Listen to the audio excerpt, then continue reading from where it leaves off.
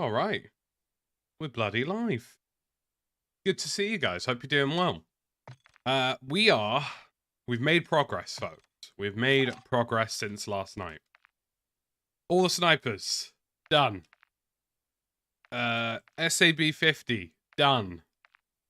All the SMGs and ARs are done. We're now on to the FTAC Recon. The Tauk V is done. We need to do the FTAC Recon, and then we have to move on to marksman rifles. But we're nearly there.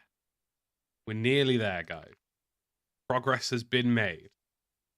Nearly all the battle rifles are done, all the ARs are done, all the SMGs are done, all the snipers are done, half of the marksman rifles are done. We're very close. We're very, very close. And the way I've been doing it is kill confirmed. Because apparently that's just insane XP for whatever reason. Don't ask me why. You just seem to get way more. Yeah, we should be doing some more member games. I'll see what time I could potentially do this weekend. This weekend I'm going to be grinding out the rest of the camos. So we'll see how quickly I can get all of that done. Because, well, it's quite the pain, I will say that. But, you know, AR's done, SMG's done, Sniper's done, most of the marksman rifles done. We're nearly done with battle rifles. We're getting there. We're getting there.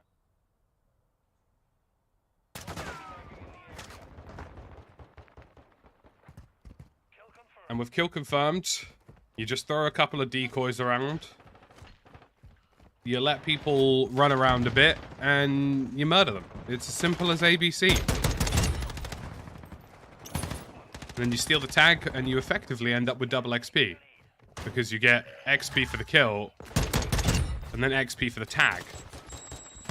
So it's 2 lots of XP in one.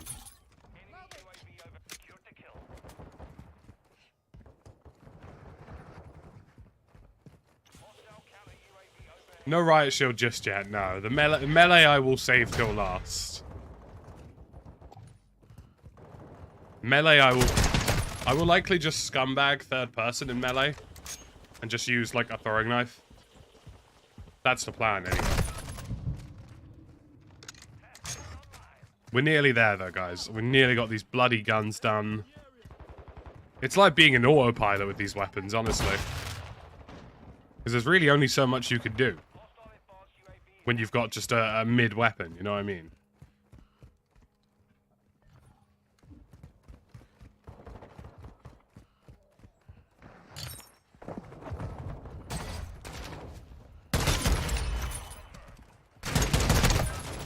Bloody hell. I've got the riot shield on my back at the minute, just to back me up a little bit and keep me a little bit safer.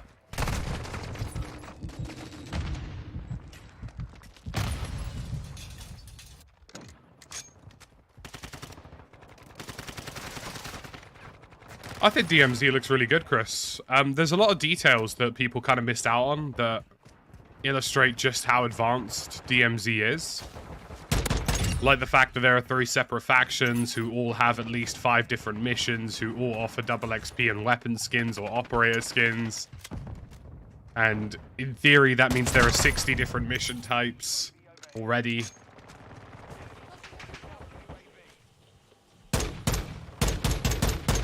The fact that there are radiation zones, the fact that there are insured slots which run out of insurance if you fail to extract.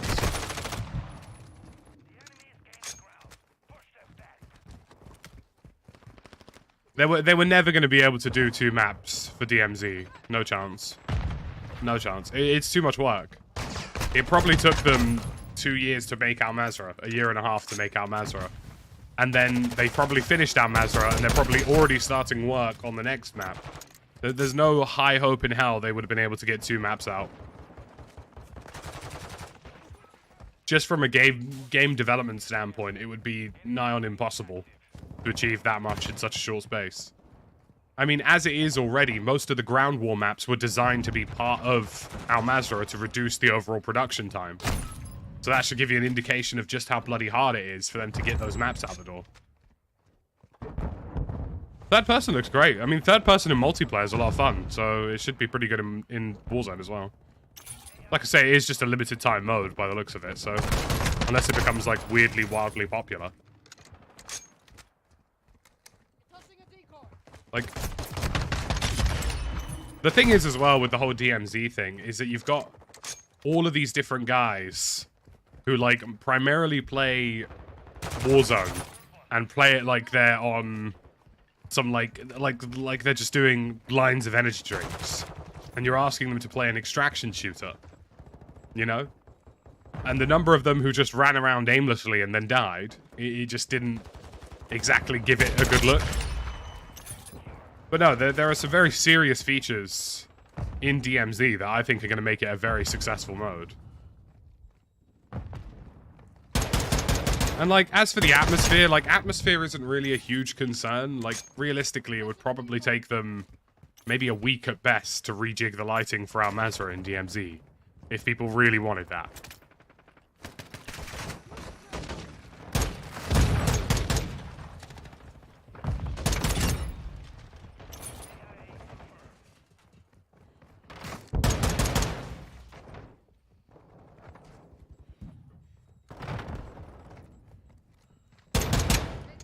Bastard.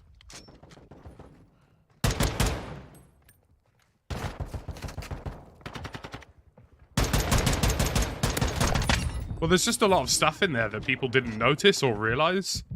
Like, for example, if you're playing DMZ and you fail, if you play DMZ and you insure a weapon and you fail to extract, you can lose that insurance slot for up to 36 hours. Like, a full 36 hours, you could lose that insurance slot for. Like, real life 36 hours, not 36 random game minutes that they've made up. Like, straight up 36 hours. So there's a lot of hope with DMZ. I think it's going to be very good in the long run. People just aren't sure what it is. Kino, thank you very much for the 2 months, dude. Good morning, buddy. Hope you're doing well. Good morning to all of you, lads. We're working on finishing up the battle rifles today. And then we're probably going to have to move on to the marksman rifles at some point. We'll do a bit of a mixture of things, really. We'll do some of this in kill confirmed, some of it in invasion, and maybe a little bit of in third person as well. Third person is a really easy way to get hip fire kills for your snipers, by the way.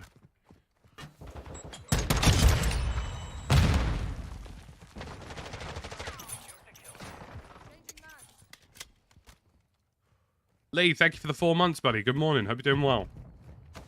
A fine morning for it.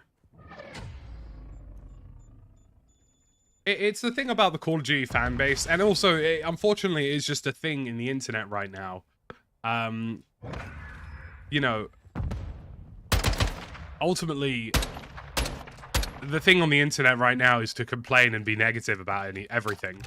Everybody was hyper negative about Modern Warfare 2. It's the best-selling Call of Duty in history. Everybody's being super negative about DMZ. I bet you it ends up being extremely popular.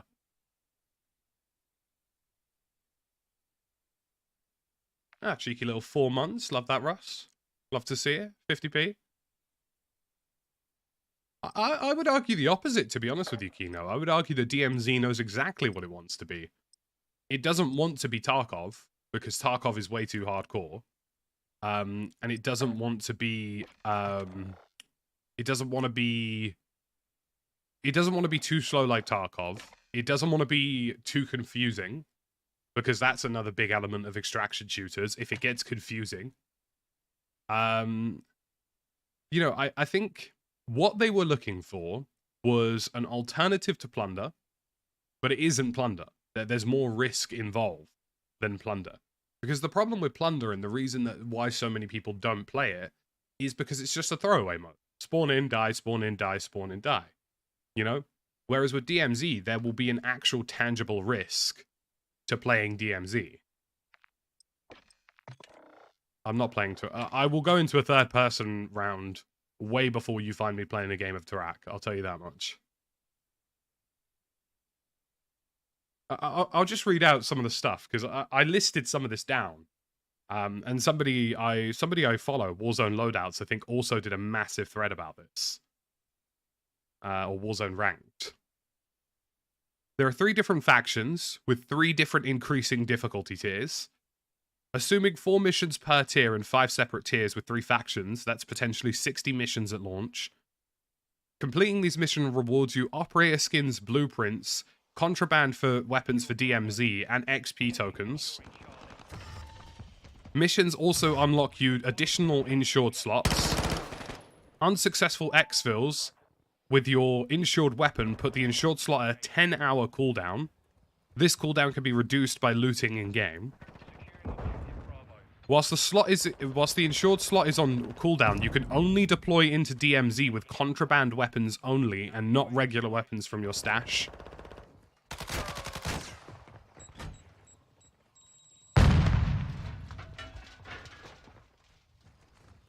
Some gatherable items will be mission items that you'll have to deliver towards the mission. I just killed that guy with one hand, by the way. Some mission items will only be lootable inside of locked buildings with keycards that you'll have to find throughout the map, which also have a limited number of uses, and you will lose them if you die. There are 7 unique rewards from weapon cases, including weapons and skins. And operator skins. This guy doesn't realize I'm an enemy.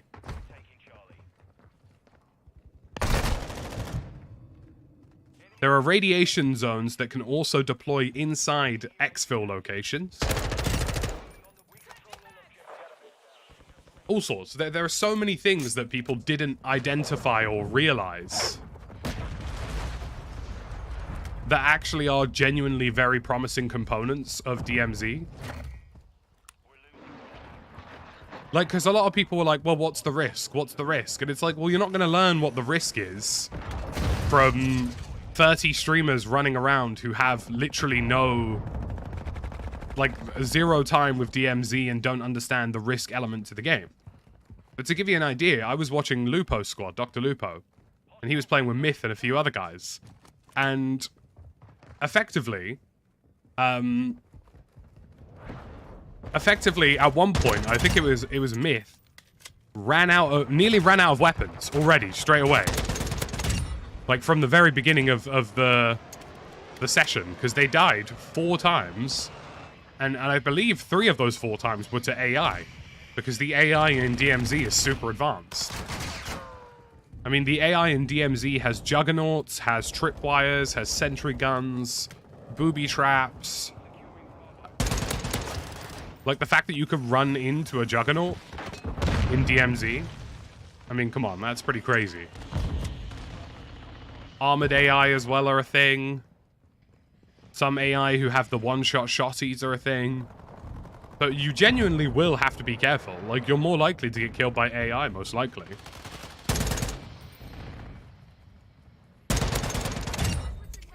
God, all of these marksman rifles just have, like, zero recoil. Yeah, most of the streamers like Swag and stuff ultimately just treated DMZ as if it was just Warzone. But it's going to play very differently.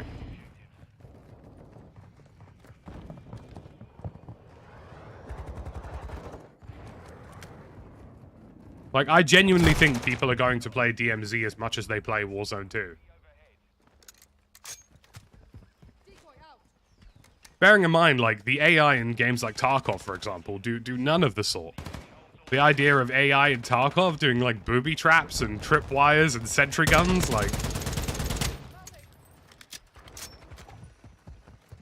And again, you know, Tarkov isn't an obvious competitor, because obviously Tarkov is super hardcore, but, you know, there is the ability for them to effectively have the first proper extraction shooter on console, which is an exciting prospect.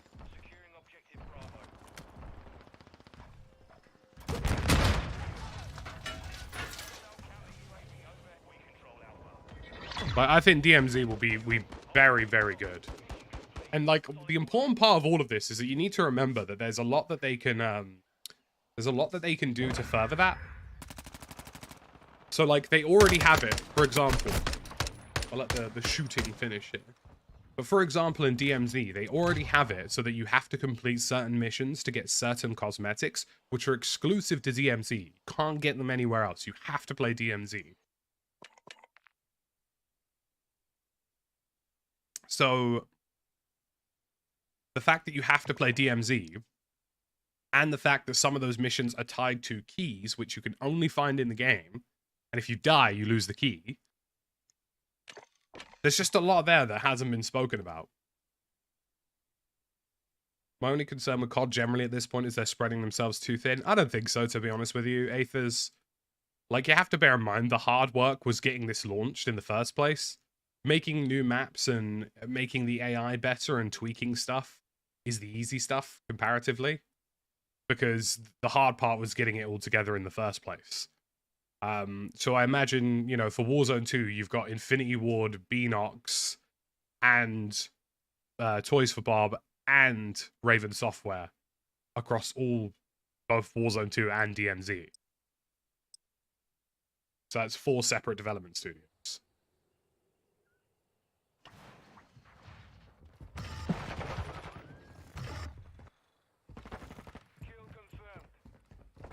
Like, I think the thing to bear in mind, and this is something I've been saying to a lot of people, is that when Warzone 1 released, Call of Duty did not expect Warzone 1 to be successful, to the extent that it was. And because of that, they had no content planned. They had nothing planned for the game. That's why we got Verdansk 84, because they didn't plan anything for the game, and Call of Duty Blackout 2 was supposed to come out. Right? So, there was zero planning for anything in Warzone 1, zero planning for Rebirth Island, zero planning for Caldera, effectively. You know, this will be the first time Warzone 2 and DMZ, as an extension of that, will actually have a long-term plan that has been pre-prepared before the thing even launches. Because that wasn't the case for Warzone 1. You know, we have it under very good authority that Blackout 2 was supposed to release with Black Ops Cold War. That's how little they planned.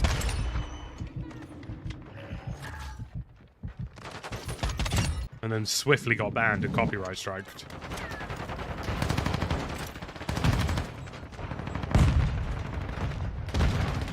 A Blackout 2 will never see the light of day, basically. So it's very exciting. I mean, there's already... I don't know if you guys saw Geeky Pastime's tweet, but there's a map on a wall in one of the maps which looks like a new Warzone map already. And that would not surprise me if they have 2 Warzone maps ready. Maybe not straight away, maybe like February, March, you'd probably see the new map.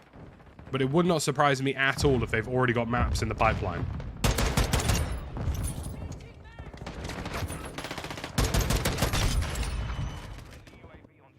I'm doing good, Jeffrey. Yeah, we're just getting these last little battle rifles and stuff done. Just leveling up these last couple of guns, you know?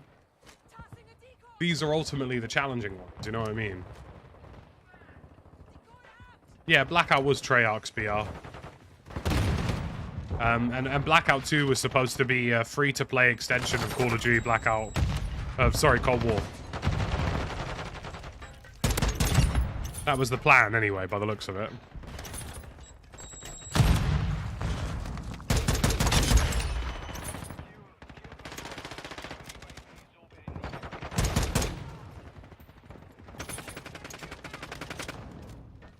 I didn't really like Blackout, personally, Kino. There was just too much about it that was super cheesy.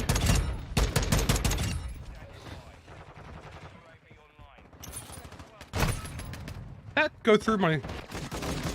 Did he shoot through my shield?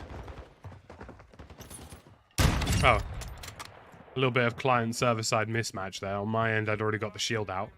On his end, I hadn't.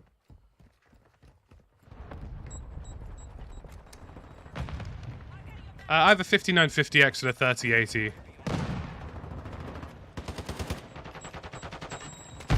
He aims like this because you can get a canted laser optic as one of your laser attachments.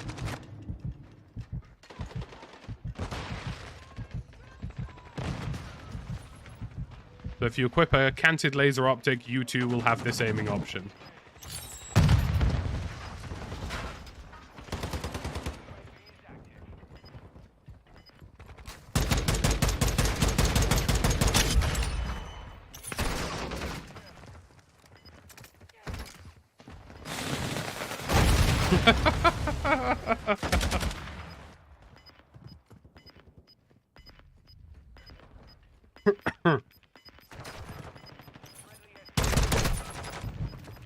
Oh, dear.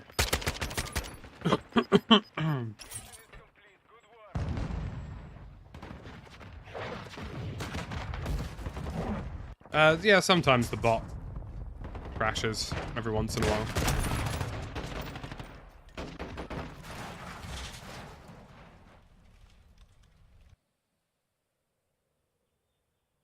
I enjoyed that the last guy opted to self-sacrifice himself as opposed to letting me get a shield kill. I'll be real with you. When I run into people using knives and shields, I sometimes let them have the kill. Just because I know they're out there struggling.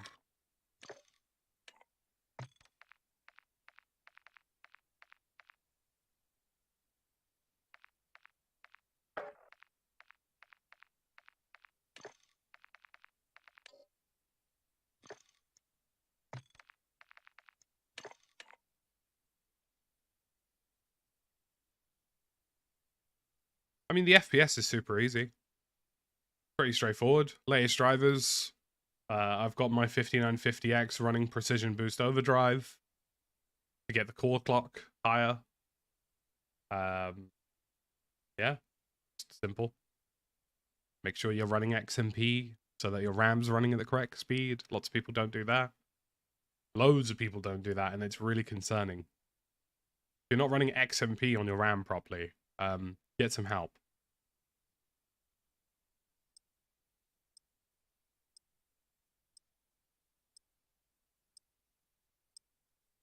Which I assume the 3080 will be going to the stream PC. So I'm not putting the 3080 in the stream PC. I'm gonna give that to my brother because he's on a 2080 Ti, and I'm gonna take his 2080 Ti.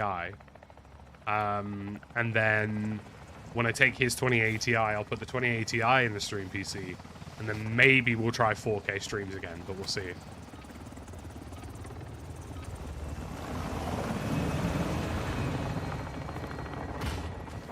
The only difficulty with 4K streams is that it does cause a minor issue with latency. So with 1440p streams, you can run low latency mode on YouTube, so that you can. Why? Surely not. So that you can reply to like comments in chat quicker. Whereas 4K forces you into normal latency. Cheap Intel card for an AV1 encoder? No point, really. Like, AV1 isn't supported on YouTube yet, so... I'm not playing in this lobby with this guy. I think I'd rather kill myself. Might do invasion and farm some XP quickly.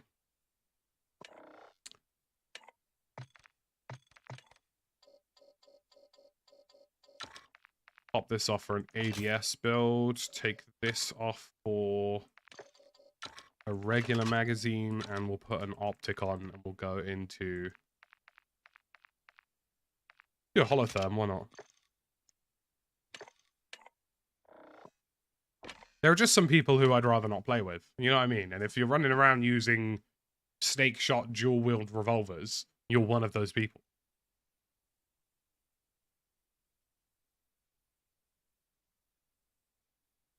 Ultimately, I always want the quality to be as high as possible, Yurik. It is... You know, I personally think that one thing... Naturally, you know, being entertaining and being good at the game and all these things are important about being streaming. But I also think that if you could sit down and watch something on your TV and go, holy shit, that's some really good quality. Or a tablet or a laptop. I think a lot more... Looking at my own analytics... In fact, I can tell you this now, because I can look at my own analytics. I've seen a big increase in the number of people who are watching on TVs. So it is becoming much more of a commonality than what people think.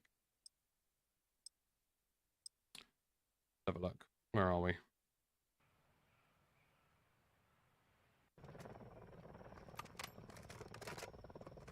Yeah, so about 20% of my audience is watching through a TV. So... You know, it's not you know, it's not a massive amount, but it's not a small amount either. What would the natural upgrade from a Ryzen 5 5600X? I don't really know. It depends a lot on your budget, to be honest with you. But, you know, I think if you're looking for something that is ultimately going to do better at gaming, I think Intel's new 13th gen is pretty good. Whether or not you're looking for a top end chip on that, I don't know. But there's just something about Intel's new generations that do quite well. Ultimately, you know, you do have other options as well. You can pick up a 5800X 3D at a fairly cheap rate, which would massively increase your performance because of the amount of 3D cache. And that chip, if you can catch that chip on a sale, is a really good, worthwhile offer because it is sort of trading blows with some of the top CPUs. Even now, despite the new announcements. Bro, trying to get like kills with like dud weapons. Do you know what? I genuinely believe this. I think Invasion is sweatier than most other modes at this point because everybody said, oh yeah, go level your guns on Invasion. I'm convinced that all the sweats are just on Invasion.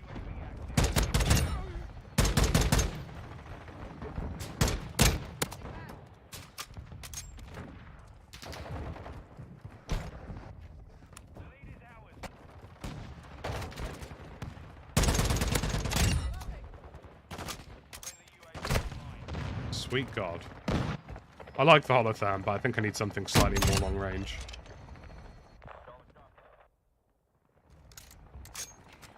Plus, I suppose if you're using a 5600X already and you go for a 5800X 3D, I don't think you would have to change motherboard. You might have to look at your power supply and make sure you got enough overhead for that, but I think the motherboard socket would be the same.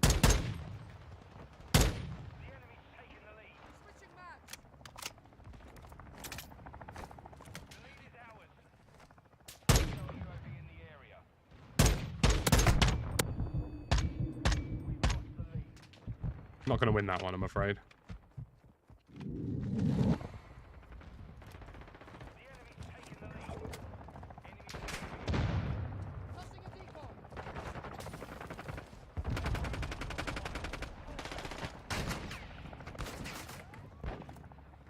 It'll be interesting to see what the frame rates are like in Warzone 2. I'd imagine they'd be slightly higher. I'd imagine they'd actually be... I suppose they'd be fairly on par with Ground War. Because Ground War, there's more going on in a more secluded space. So theoretically, you lose frames there, but it's rendering less of the map in. So it'll be interesting to see how that ends up panning out.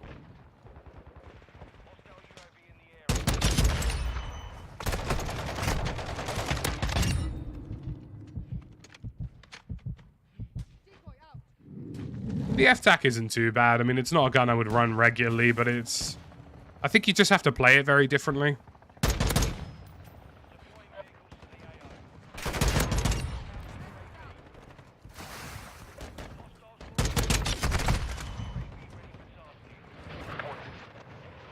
Yeah, something of that demeanor, Aethers. I think you'll see similar-ish frame rates to Ground War for Warzone 2. Similar-ish would be my terminology for it.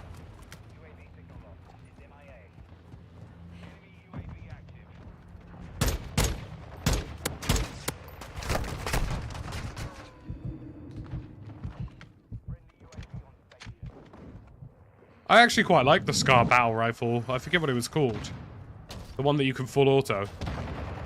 Not the marksman one. The marksman one's horrid by the looks of it.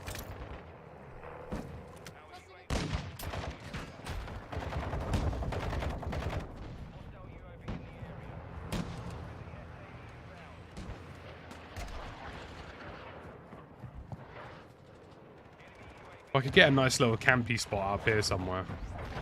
I mean, this is going to be amazing for Warzone 2, this optic.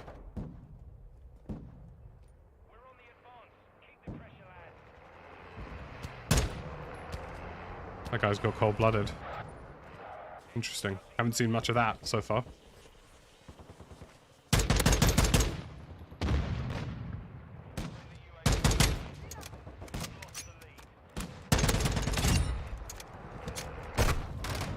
Not bad.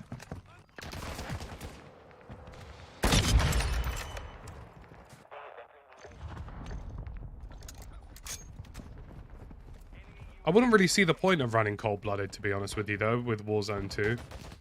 Because there aren't any perks. Well, there's no nonsense like, There's no nonsense like, whatchamacallit? Combat Scout. Thank God. And I hope Infinity would never allow Treyarch or Raven or whoever the hell wants that perk to ever return. I hope they never allow it. Never let that happen again. Please. Oh, nice. I just got like a double kill there with that. Oh, fun fact, by the way, about Warzone 2 and so on and so forth. I might actually go into a canted optic again. Not my dog getting angry at its own tail and then falling over. That's quite impressive. Chill out, bro.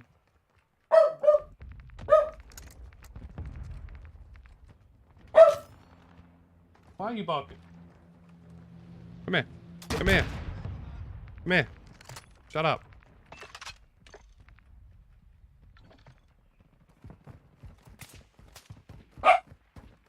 Come here, you little weirdo. God, you're such a little crackhead.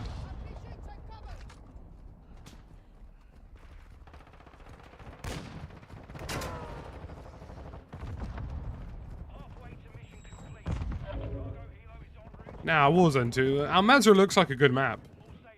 I think Al Mazrah is going to be a great map, really.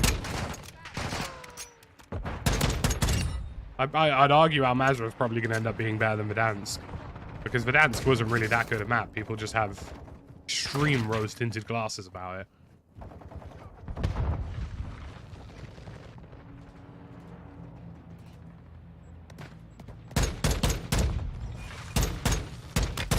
God, this thing has terrible velocity.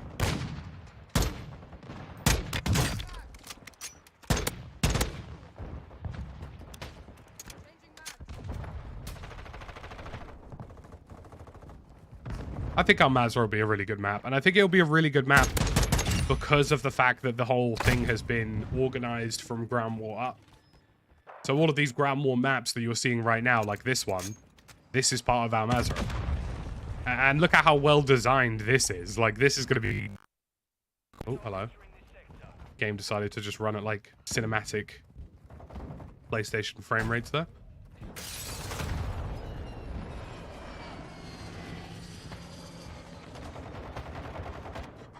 Westy's playing 6v6. Oh, really? Is he actually?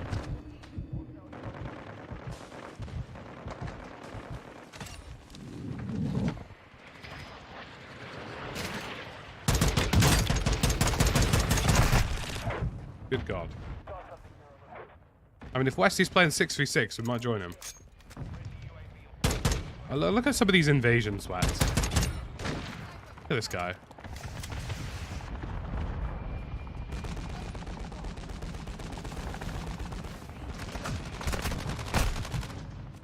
Like, the way some of these guys play Invasion, like, they're very obviously...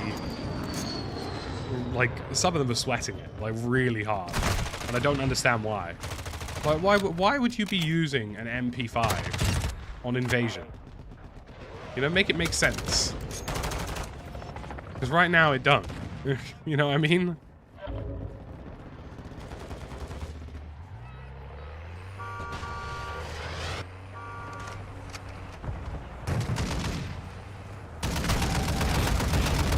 Not yet, Aethers. My regular contact for them is on annual leave.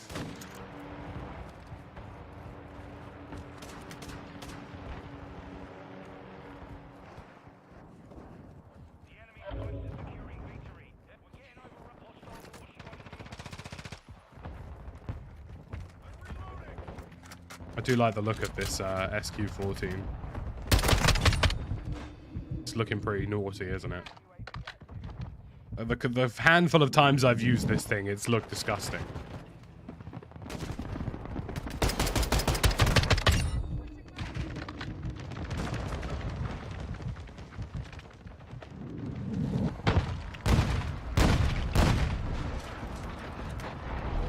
Actually a big brain strategy here, because if you're in a vehicle, you level up your guns anyway. Unless you get hit by a cruise missile, of course. Oh, Pony is in my lobby.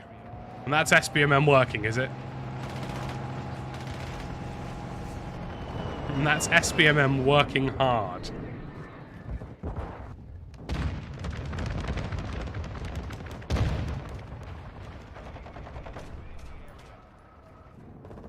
Love that.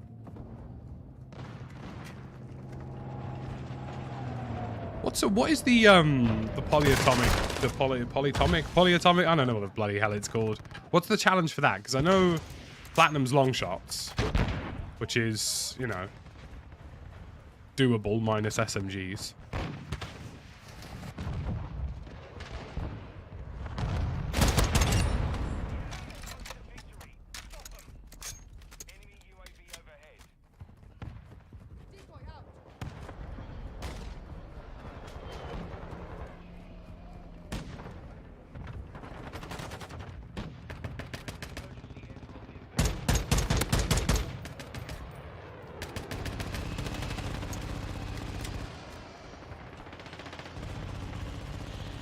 Bloody hell, Harry.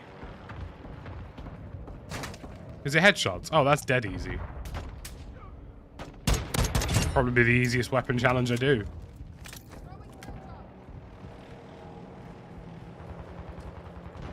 I'd argue that headshots are easier than long shots.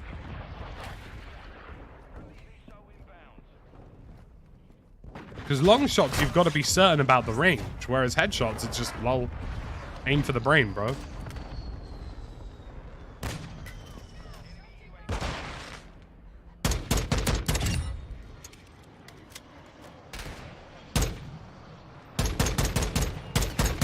I'd argue that probably double kills with launchers would be the hardest.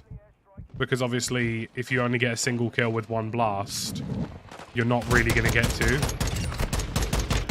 by the time it takes you to reload the launcher. The only way I could see you getting around that is in a scenario where you're just constantly playing ground war and trying to get, like, vehicle kills.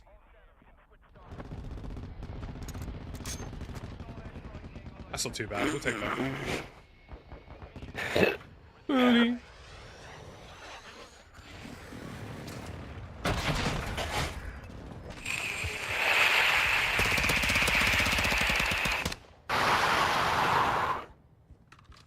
Jeez, there's a guy on the enemy team who's like suckling at his microphone.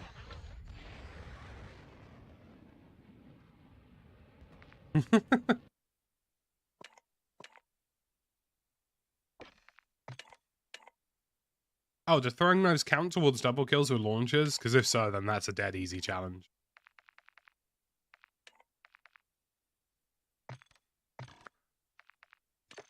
Hang on. If Westy 2 is 6v6, we might join it.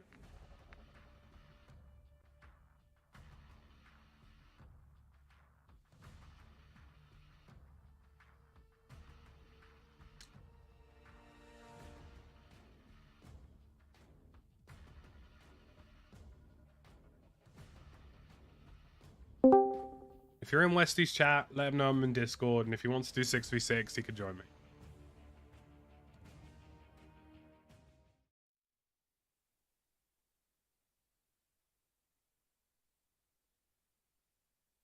Damn Delgato foot pedal work, bastard. There we go. Takes a few kicks, and then eventually the Discord integration's like, oh wait, I'm supposed to be doing something.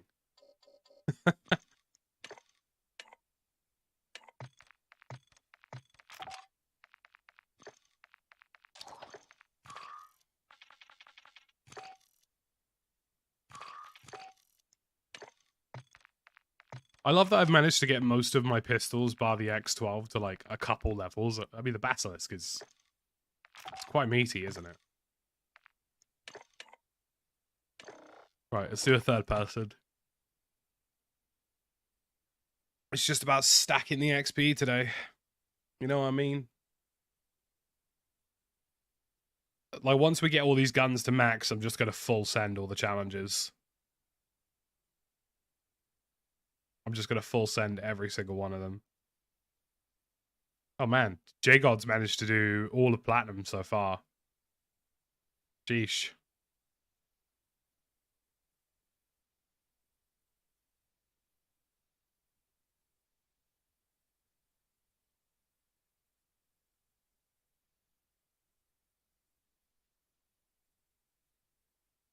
Big sheesh. Little sheesh.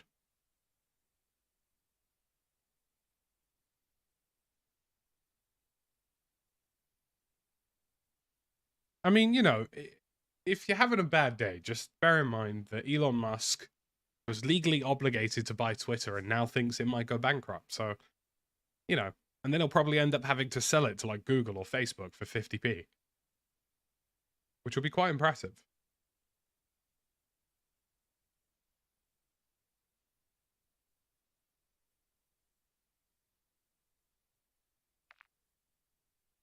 I don't know if you're on Xbox or PlayStation, Aethers, but God of War Ragnarok is out. I mean, you know.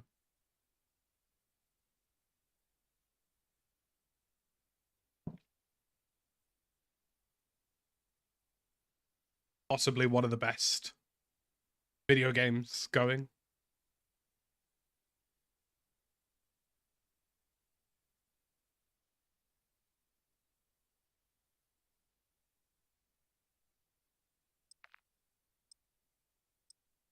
Google with Twitter is slightly terrifying from a data perspective. Look, I own Google Homes. I have a Google Pixel 7 Pro. I'm on YouTube. They know everything they want already. All right? They have everything they need already.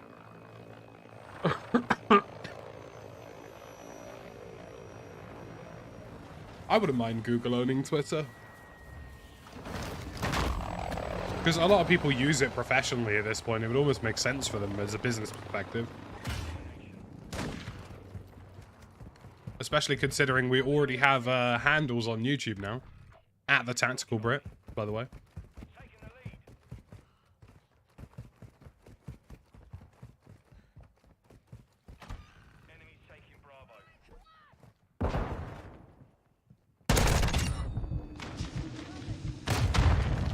What just killed me? Oh, rocket launcher. Fair enough. Westy's camping in hardpoint with a shotgun. Makes sense. If he's trying to level up shotguns, probably the way to go, really. Play like an absolute scum.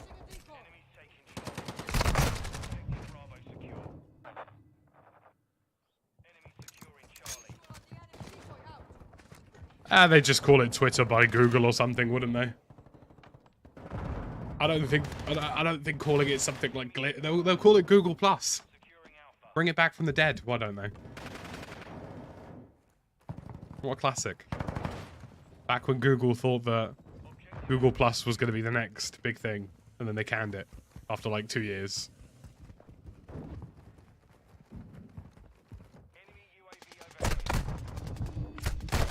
Jeez, the number of guys who were just like holding corners in third person.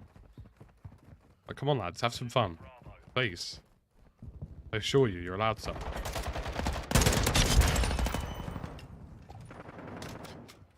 I bloody love third person. I could play this shit all day. Why? Why would you not let me get that capture XP, huh?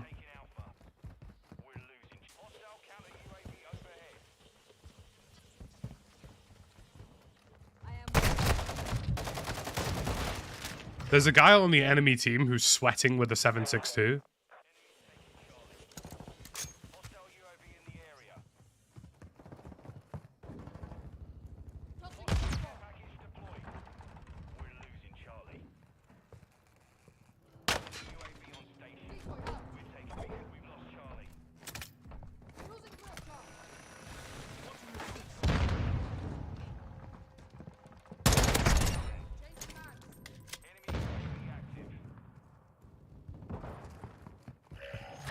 Hi, my name's Tactical Brit, and I'm here today to play like an absolute scum.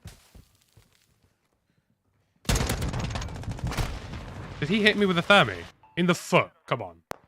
Jammy sod.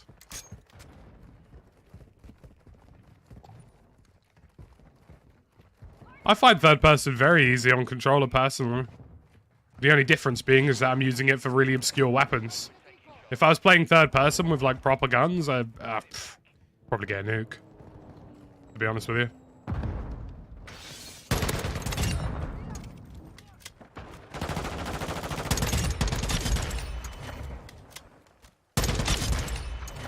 Bâtard.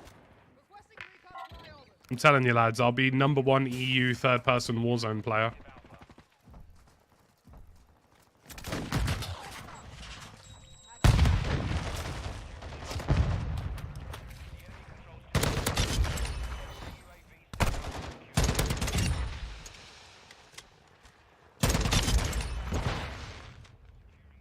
Noticed how I just decimated an entire enemy team.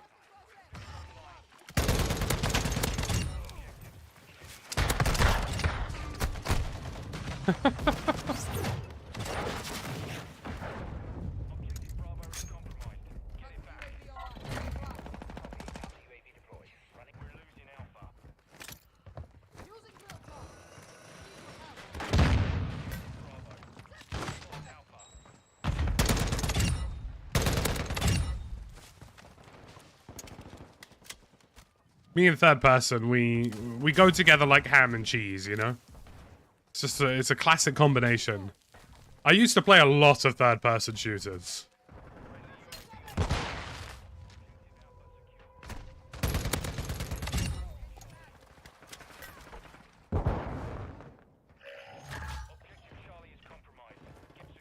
I swear you get more XP in third person.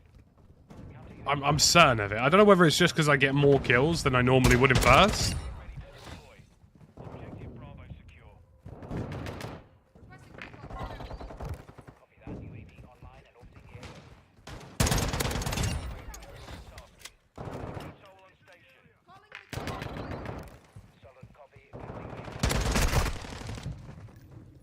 Oh, I played a lot of PUBG back in the day. Most of it, I would say, though, is probably Ghost Recon. And I mean, like, real Ghost Recon, not this new bollocks that they're calling Ghost Recon. I used to play a lot of Ghost Recon. I used to play SOCOM. I used to play Conflict Desert Storm back when I was a kid, which was 100% military propaganda, but oh well.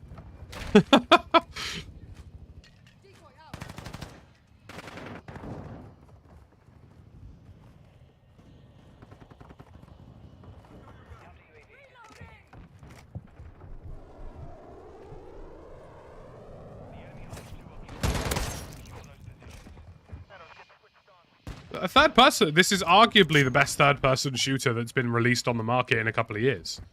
Arguably. Like, there are a lot of people I know who play third person shooters who are all over this at the minute.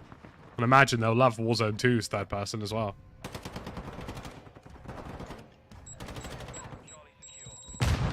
That was the most inconvenient Semtex I've ever had in my life.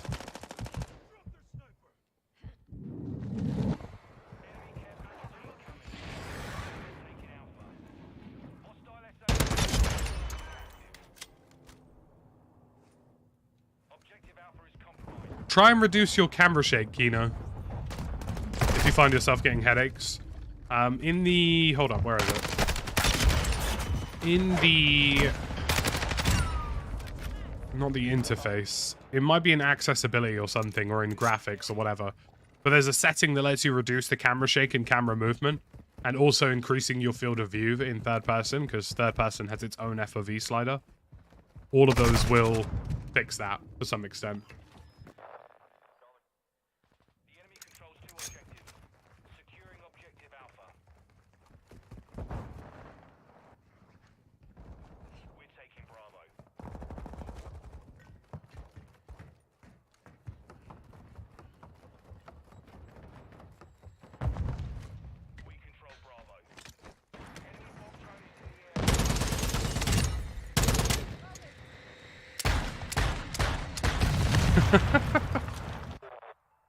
Oh dear, I had to try and hit that with a full auto F-tac recon.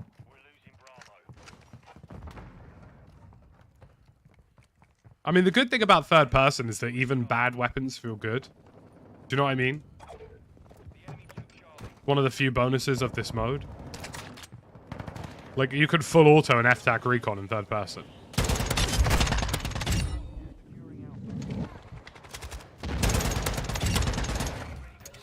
Bâtard.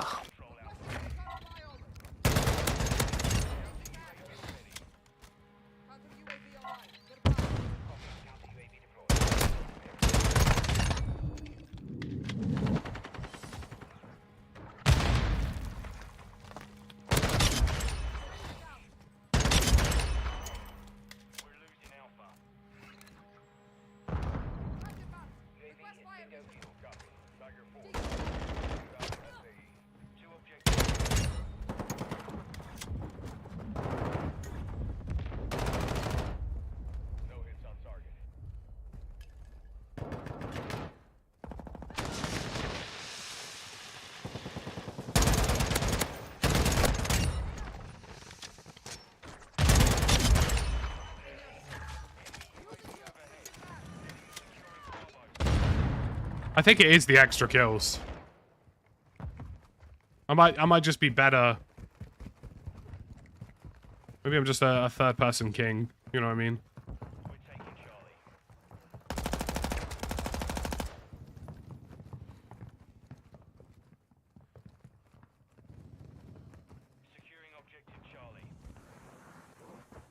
Third person king. Modern Warfare 2 king. It seemed like our spawns were going to get flipped there for a moment, but it never seemed to materialize.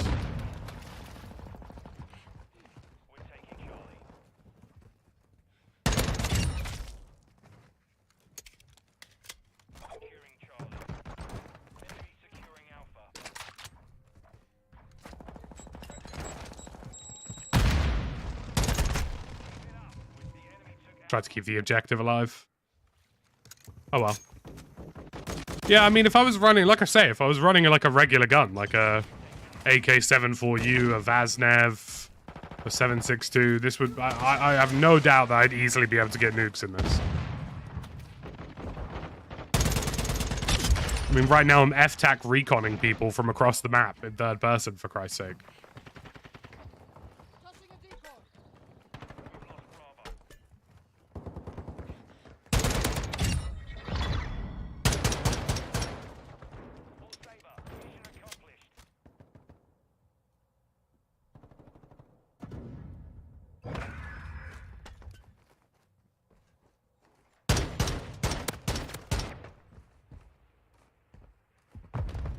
Well, Modern Warfare 2 isn't filled with bugs. It's just Reddit spewing out the same bollocks over and over again. Do you know what? My favorite thing is that Reddit post where it's like, oh, time to release the day one patch. Here's all the things that are missing. Like 2/3 of that list, no one cares about. Another third of it is stuff that's already been announced for Season 1, which is literally coming 2 weeks after launch. It's so funny watching some people cry about this game, honestly. It's just like, bro, okay, barracks, all right? The API is there. It's obviously going to release. You know, it's not a big deal. Hardcore, probably like 1% to 5% of the player base play hardcore. And it's releasing in 2 weeks. Not even 2 weeks, 5 days from now. It's crazy. Some of them are like, oh, reticle customization. It's like, bro, have you seen how many optics are in this game? The hell do you mean? That's not a concern. That could wait.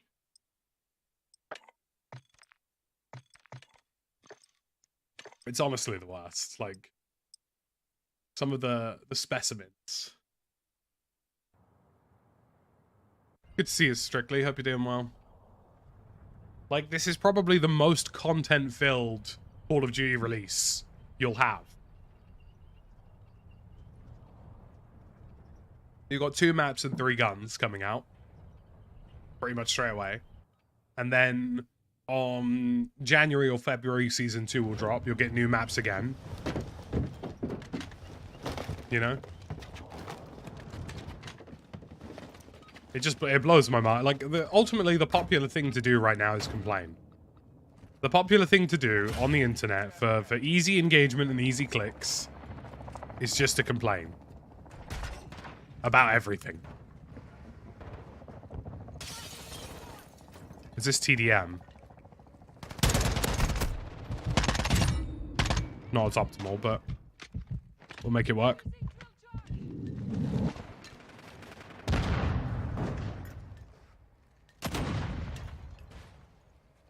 Yeah, the new chair's great. I'm really liking it. I mean, pretty solid. I'm not too worried about long-term MP, I don't think. Like, I think they did a really good job with Modern Warfare 2019, and they know that that's the bar they've set for themselves, you know what I mean? Chair's really nice, though. I've been using it for about... Like, it normally takes, like, 2 to 3 days to get used to, like, a new chair or a new bed. And I've been using it for about a day and a half, 2 days now, and it's been fantastic. Hashtag not an ad, hashtag not sponsored, but hey, Secret Labs, if you want to sponsor me, yo, give me a call.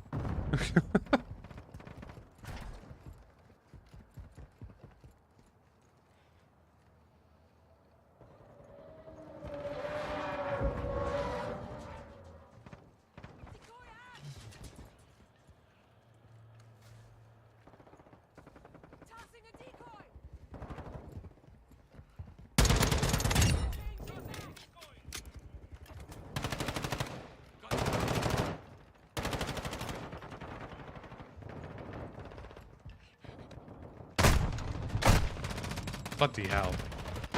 I might leave this third-person game and try and get, like, an objective mode just to get more leveling faster. I think they'll do really well. I think ultimately, like... The thing is now, before, Warzone wasn't a concern, because Warzone came out in March, right? Whereas Warzone now is out in November, so it's a little bit harder for them to deal with that. But I think it'll be an inverse. Season 2 of Modern Warfare 2, when Warzone came out, was very light on content, but Season 1 wasn't. And it will be the inverse of that this time around. Season 1 will be fairly light on content, but Season 2 should be pretty good. I think they'll do a good job with it. Like, they've always done a fairly good job of just, like, dealing with content better than pretty much most other studios at this point. I think they're fully aware of the maps the competitive community like as well. Yeah, they are good grinding maps. You know, look, at the end of the day, would I have liked new maps other than Shipment and Shoot the House? Yeah. Or Shoot House, or whatever the hell it's called. Shoot the Ship. Yeah, 100%. But am I bothered that that's a thing right now? No, not really. Like, that's... You know... It's Season 1, it's 2 weeks after release. You know, it's really not a big deal to me. The 3 or 4 new guns is nice.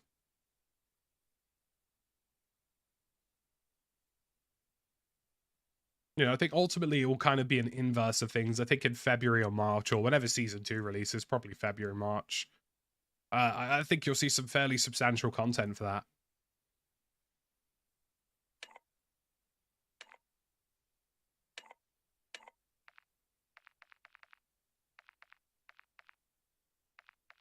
Fun fact about third-person mode. Better to have a female operator, because they are smaller. Or they appear visually smaller anyway. But no, I think they'll do a really good job with it. I think, you know, the bar has been set. I'm not playing Tarak. I'm telling you here and now, COD. I'm not playing that dog shit map for love nor money. I would rather play Santa Senna 100 times than play Tarak. I think Tarak is the worst map in the game. Yeah, hopefully Museum comes back. I imagine they'll probably have to, like, visually change it up a little bit to avoid, you know, whatever shenanigans they have to avoid legally. Although then again, like, I mean, you know, you are Activision. Like, just throw a team of lawyers at it. You know what I mean? Like, you've got infinite money at this point.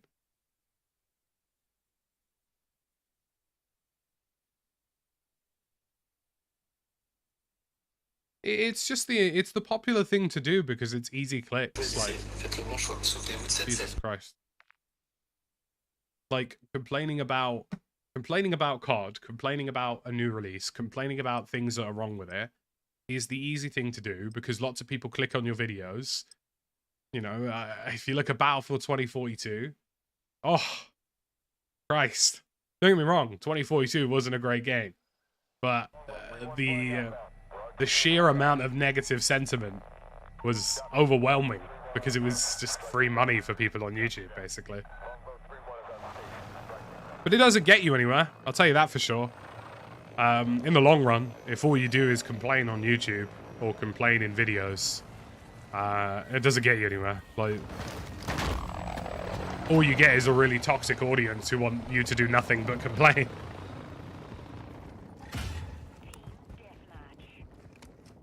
This is TDM, but it's a good map for it. So I can live with this.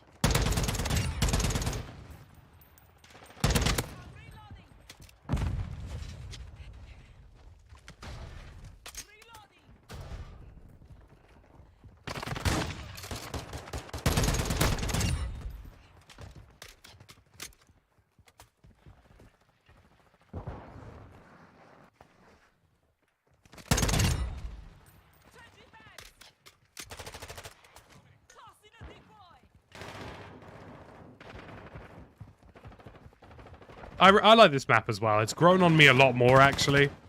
Initially, I wasn't a big fan of this map, but it's grown on me quite a lot.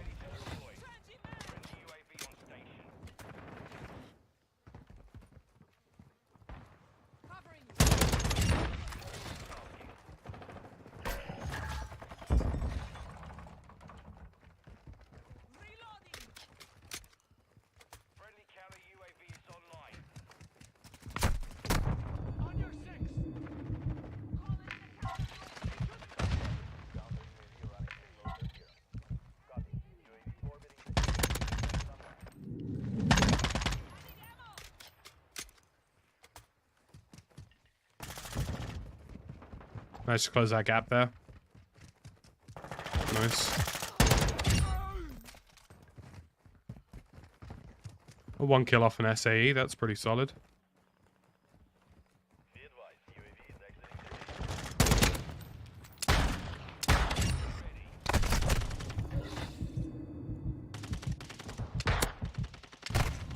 Good thing we did that when we did, because I ran clean out of ammo there. I wonder what the single fire is on this, like.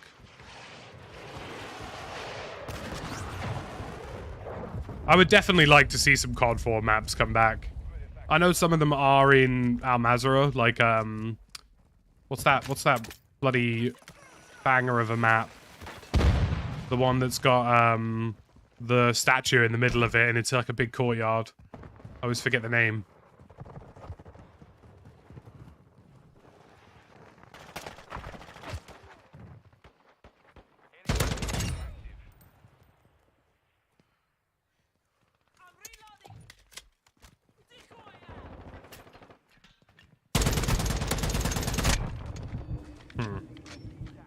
Not my best there.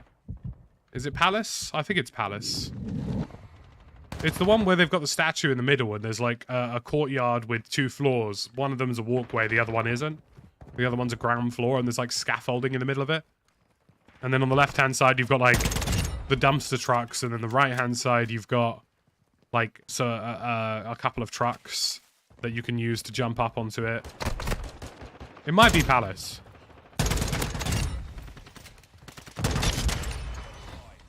Just could never remember the name off the top of my head. That is in Al Mazrah. But I would love to see Crash or like just classic COD maps. You know, they are good, you know. I would actually really like to see Wetwork as well, like a redesigned Wetwork. Give us like a new version of Wetwork. Maybe with the sliding containers from the campaign. Showdown, that's the one. That's the one. Yeah, Showdown's in Al Mazrah. I would love to see Wetwork, but with the moving containers. Could you imagine how cool that would be?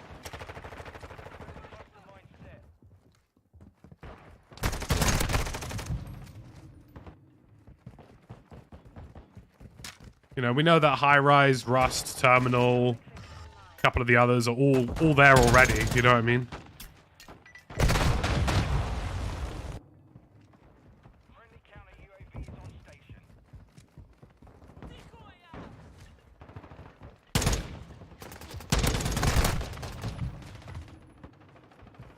Gosh, I'm getting really unlucky with these strings of kills recently.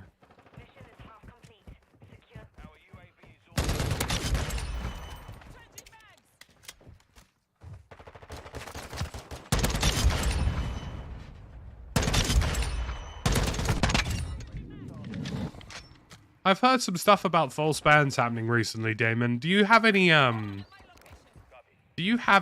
RGB software installed on your system?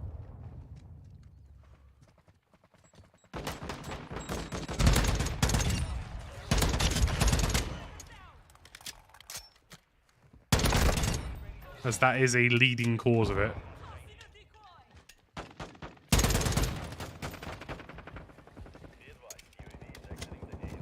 IQ should be fine.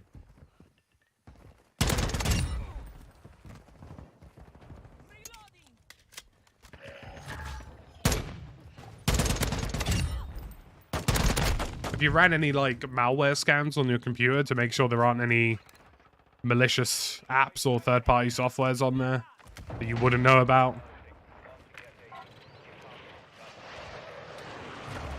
Because there definitely does seem to be an issue with it. Like, I've seen a lot of this happening recently, so something to keep an eye out on.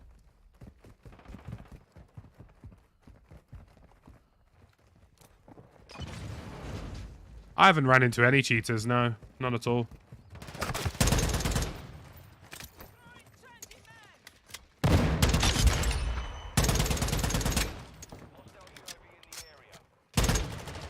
I think Stod ran into one, but again, like, you find way less cheaters on stuff like this because it costs money.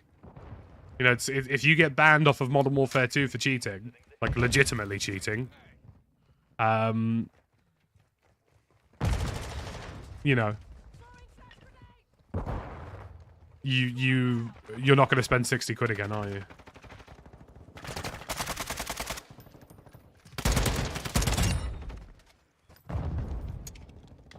That's interesting. I mean, you could do your best to appeal it, Damon. They do, I believe they do have, like, an appeals process. And explain that you got a new SSD, and that's what happened. You know what I mean? It is challenging, like, I'm not gonna lie, but there definitely does seem to be some sort of issue with false bans, so...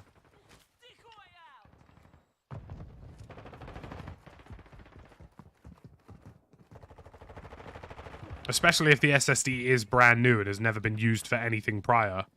Meaning that there should be no residual data on it. Unless you've been missold an SSD that wasn't brand new. In which case, check the drive health on it.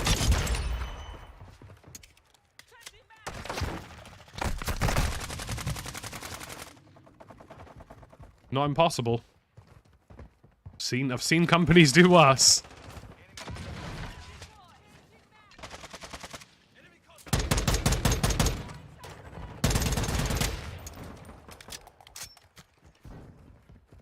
Did the new driver give you smoother FPS? Not really, Turbo. Thank you for the $2, by the way.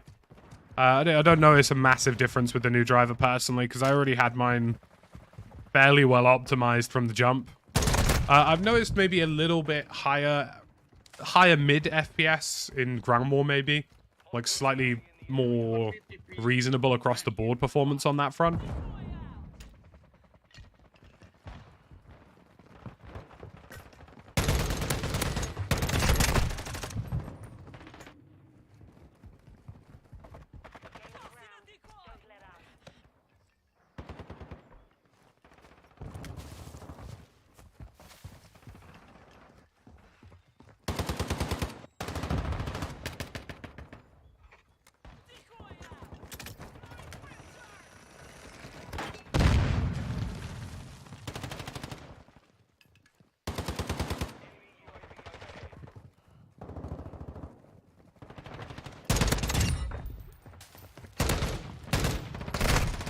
Fair play to him. Nice pre-fire. We're nearly getting there, though, guys. The third person's definitely worked for the F-TAC. Mission accomplished. Lack a job.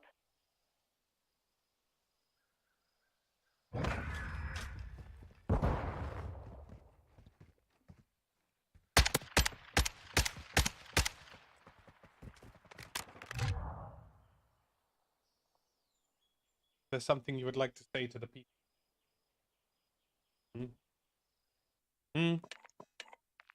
Puppy dog. Puppy dog. Oh, your breath stinks, buddy. Stinks, bro.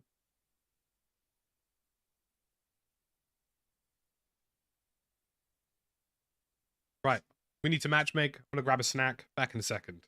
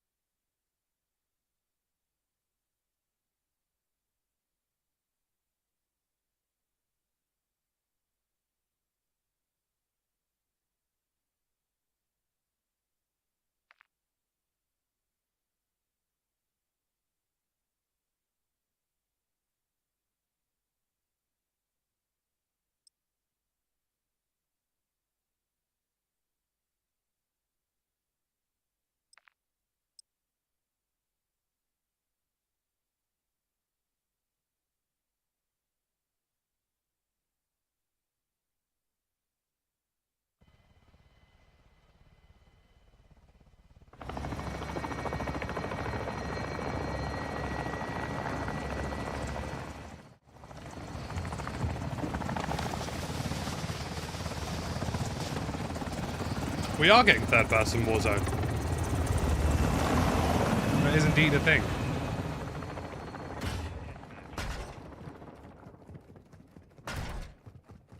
I have a snack. The dog has a snack. Life's good. #1 dog EU. You hear any crunching in the background, it's because he doesn't like to eat alone. I wish I was joking. As a legitimate thing. Might actually be better to single fire in third person. I haven't tested it really. Why do I keep getting TDM? Like, can we get anything that isn't TDM, please? It's the worst mode.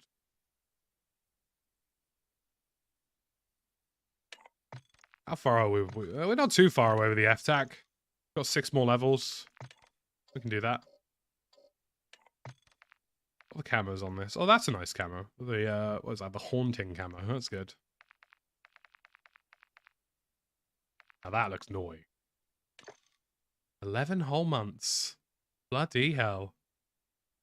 11 months, Alex. Nearly a year. That is bloody long, isn't it? That's a lot of time. That is a lot of time. Do you know, I am gonna get my intention and my plan is to get up like a tiny chair where he could just like chill next to me. Alex, thank you very much for the 1 gifted, dude. Much appreciated. You receive a gifted? Say nearly a whole year. Crazy, isn't it? This month's gonna be nutty though, like with Warzone and stuff. Like we're gonna be going crazy with the streams and everything.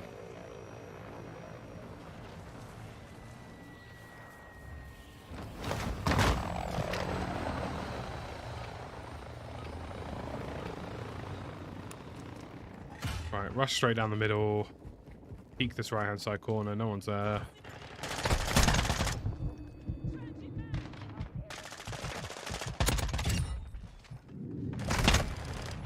I was so confused as to why... I was like, where is everybody? Oh, wait, they're all here.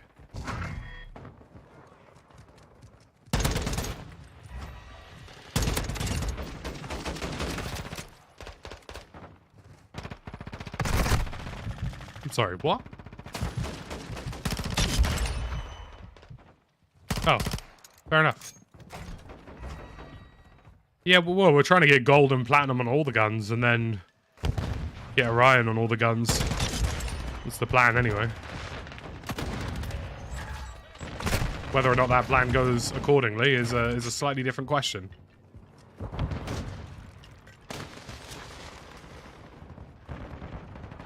Those decoys should soak up lots of passive XP though in hardpoint, which will be good.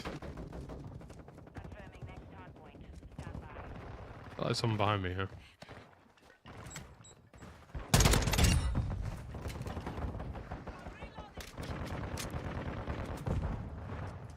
Area updated. Move to the hardpoint.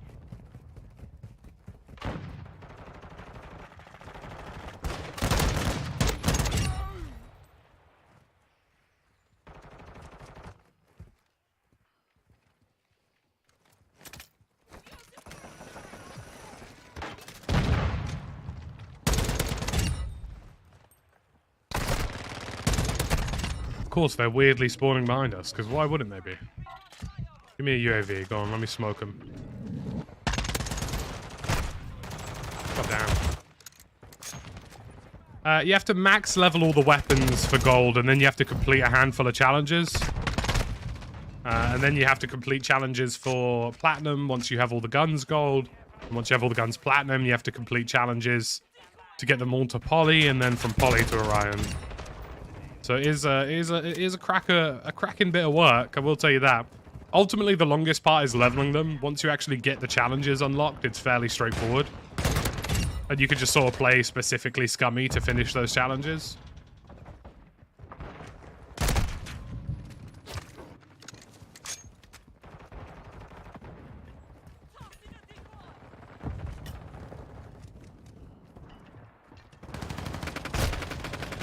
Why are these guys tryharding?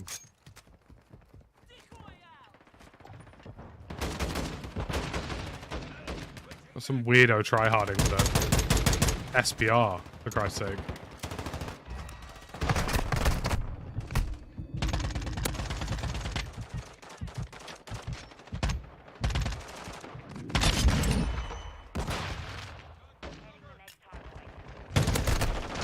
Bloody hell.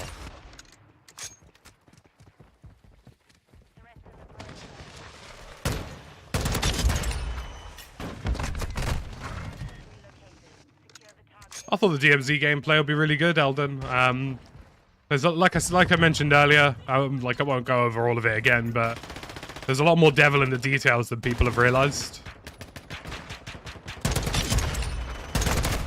So I think it'll be very promising. Come on, decoys. Keep soaking up that XP.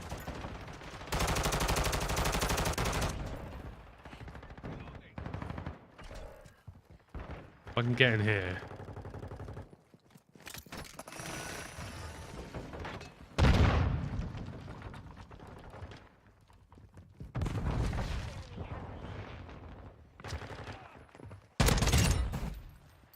Hardpoint relocating. Stand by.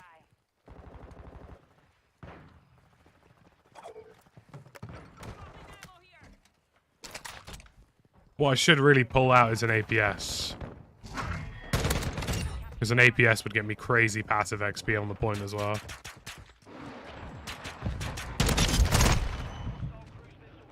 So let's do that.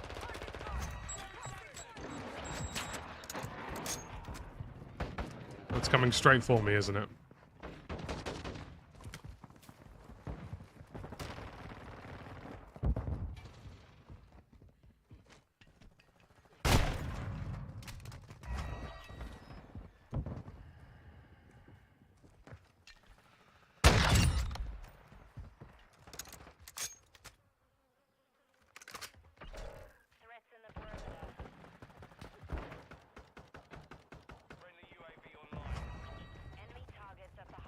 Oh dear.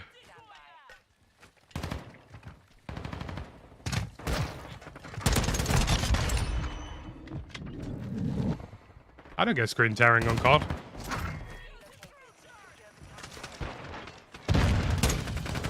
You'll always get screen tearing if you're not running a G-Sync or FreeSync display.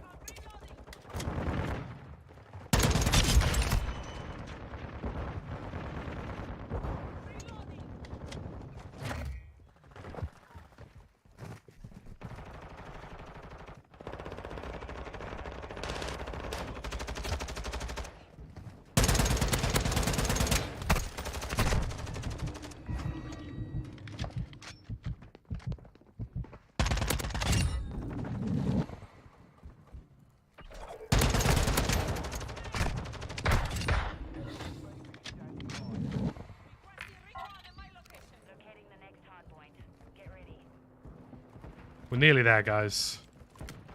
Get this F-tac done.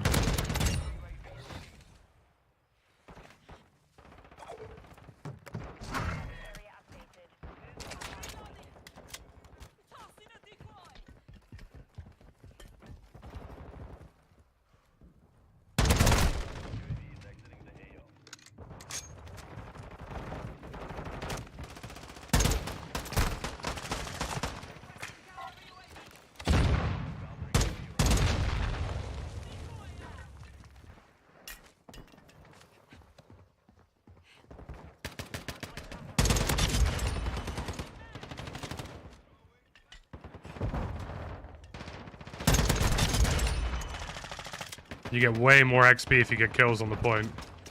Hardpoint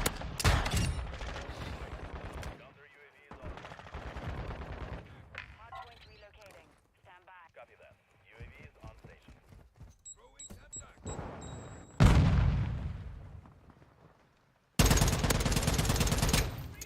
Bloody third person. The amount of recoil on that bad boy was crazy.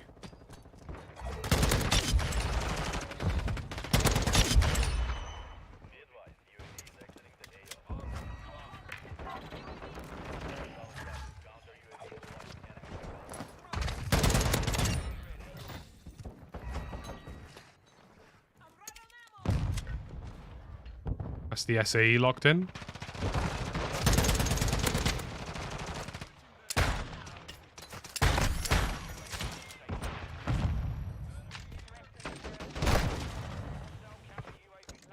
That was a decent little pistol hang shot, wasn't it?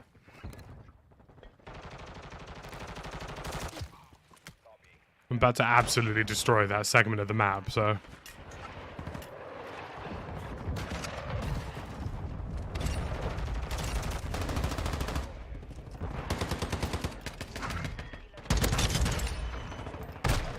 Not bad, not bad, not bad.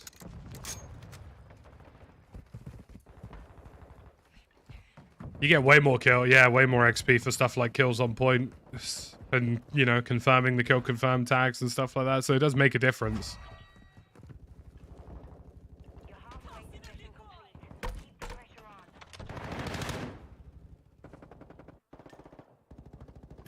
Hell, you even get passive XP gain just for being here, so...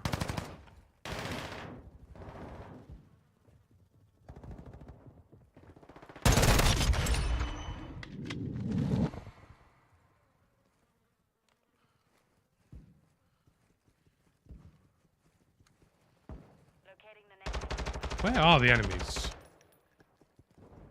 Why haven't they pushed?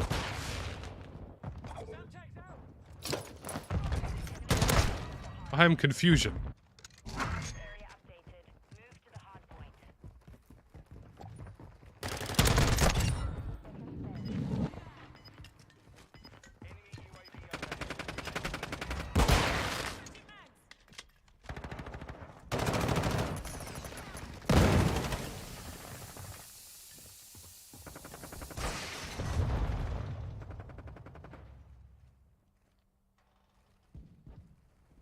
It's going to be a sticky one still. I'm about to get smoked by like 7 guys pulling up on the same hard point.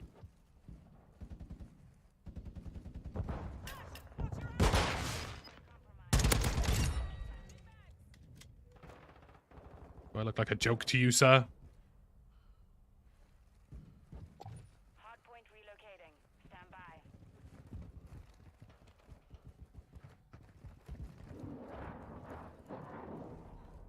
Friendly cruise missile inbound. Mission updated. Capture the hardpoint. How are you area? Oh man, I just got smoked again. There's one guy on the enemy team who's like try-harding with an SBR and has been basically all game.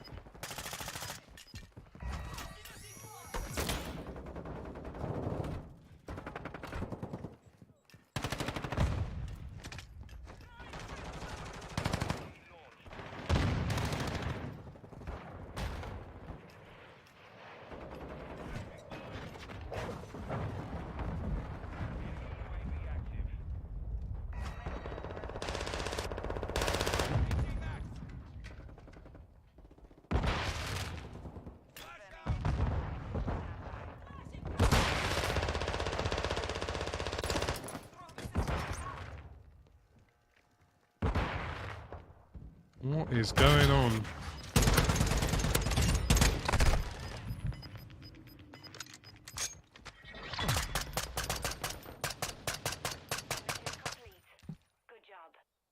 No, you should never run VSync. VSync actually increases your latency because it's trying to lock the frame rate. The best way to run is max frame rate with G-Sync or FreeSync over DisplayPort. HDMI obviously can... HDMI 2.1 can do G-Sync, but yeah, you want G-Sync or FreeSync. Like, screen tearing is the result of your refresh rate and your frame rate being separate. So you always need... Unless you're constantly hitting the refresh rate of your monitor, you'll always need FreeSync or G-Sync. V-Sync, however, bad. Turn off. Do not have on. Increases in-game latency.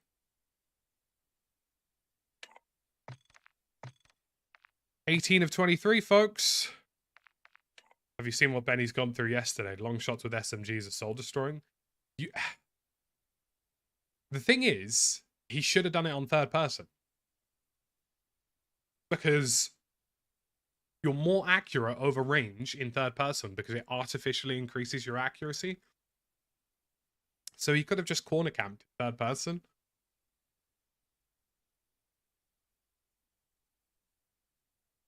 I think it broke him a little. I was actually chatting to Benny on Wednesday night because we were watching the COD stuff together. We're just rambling about weapon ideas and stuff.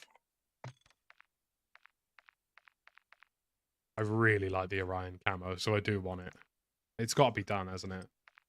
You know what I mean?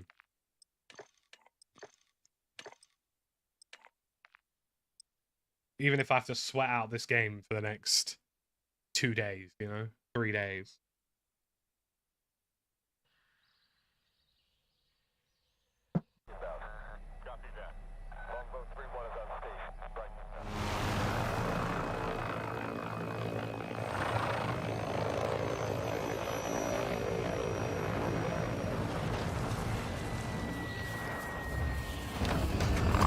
Yeah,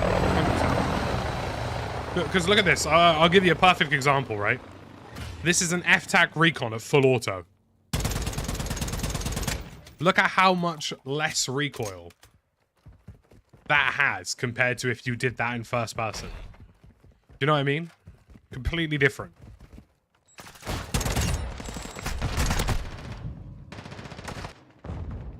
Orion, I don't think will take us much longer. I reckon I'll have it hopefully done by Sunday.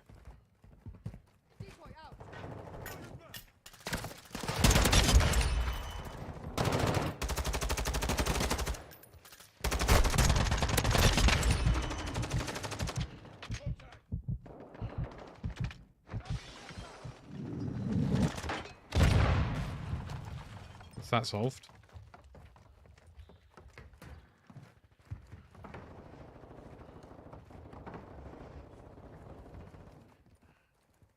Like, yeah, long shots with SMGs I would 100% do in third person. The rest of them you could do in first. Unless it's like a really hard weapon, like a battle rifle. But yeah, you artificially get an accuracy increase on third person. So it naturally makes sense.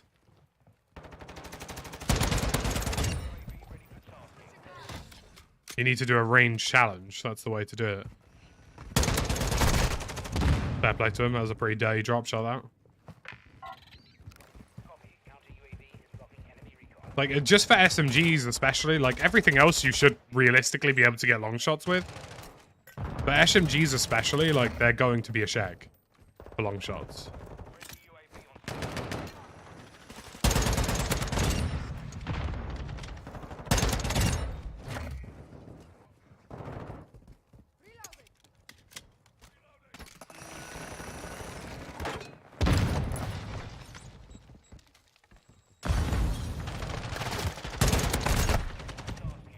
I knew the teammate was going to get in the way there, so I don't know why I pushed it. I knew he was going to be a problem.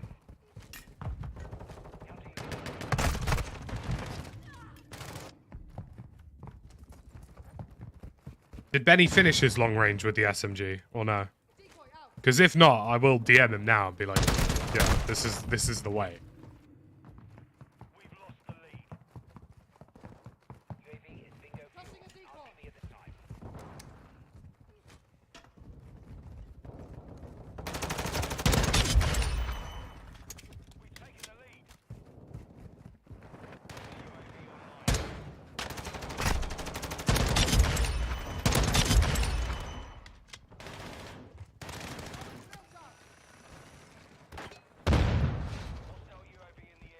think he has quite a bit of platinum to go.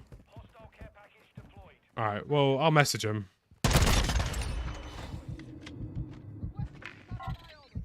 Copy. UAV is on station. Recon online. Standing by. Got your back.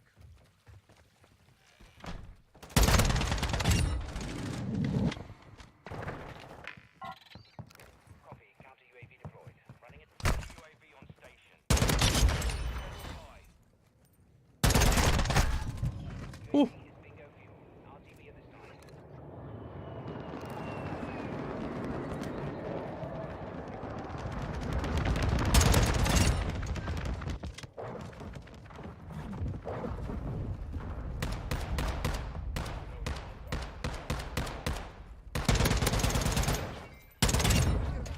Somebody attempting to stab me.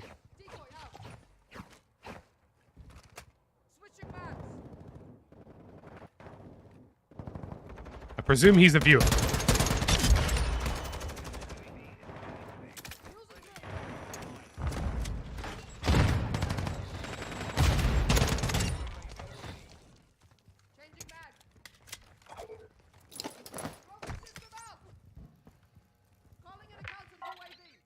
Copy. Counter UAV Like, look how much accuracy I'm getting out of this F-TAC recon. online and orbiting. I wouldn't be able to do half of this. A third of this, even. At full, yeah, first person.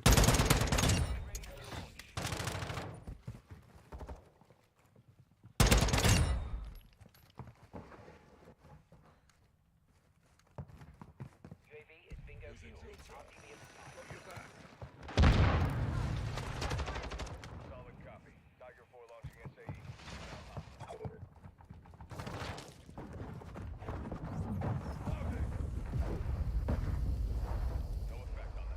That is do you know what, Elgato? I love you. I really do. You guys make really great software. But maybe don't randomly do an update pop up on my stream PC that completely overruns the bloody viewer thing, the chat. That's incredibly jarring. Watch this, our first person this. There's a guy right below here who wants me. I've got no ammo on this F-TAC, by the way. Screw it, I'm taking this guy's HCL. Even if it is probably built like dog. I mean, look at the amount of artificial increase in accuracy on the LMGs as well. Look how much more accurate that HCR is. Don't get me wrong, it's pretty accurate in single, like, in regular. It's way more accurate in third person.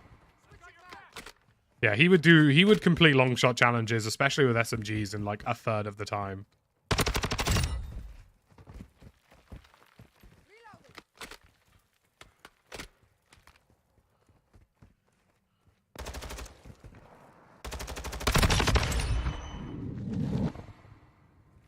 Accidentally leveling up a HCR here.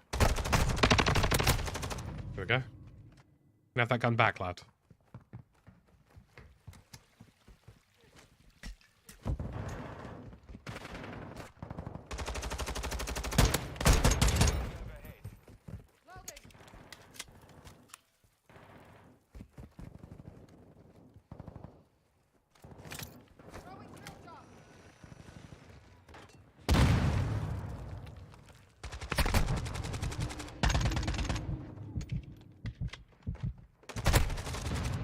I nearly nailed that guy as well.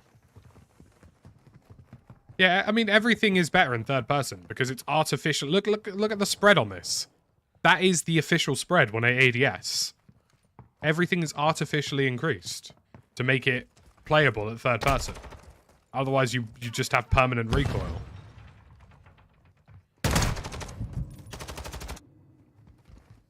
Enemy UAV active.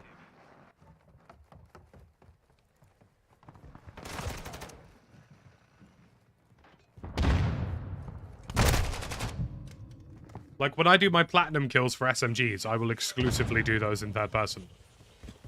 And I would hold, like, a long-range angle like this, And it would just peek it like that and use an SMG. Problem solved.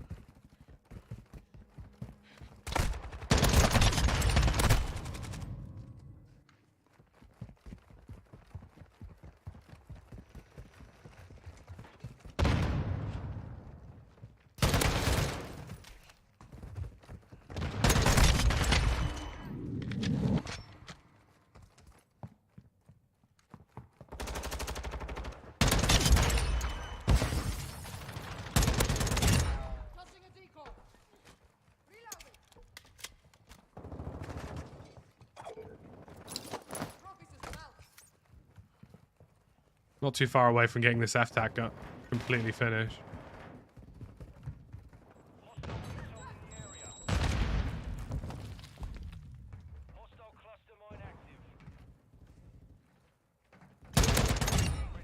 Sorry. That was a pretty cheap kill from my end. F-tac nearly done. Let's go, baby. That was a cluster mine. Let's not do that.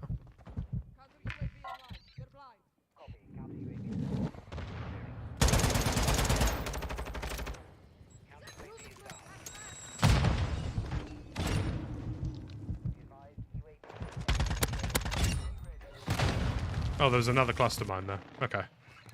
Very good.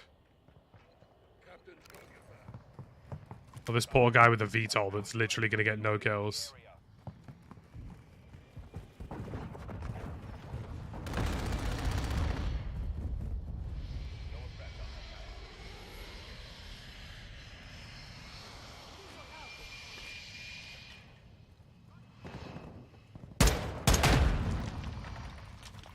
Try and save my teammate's life there.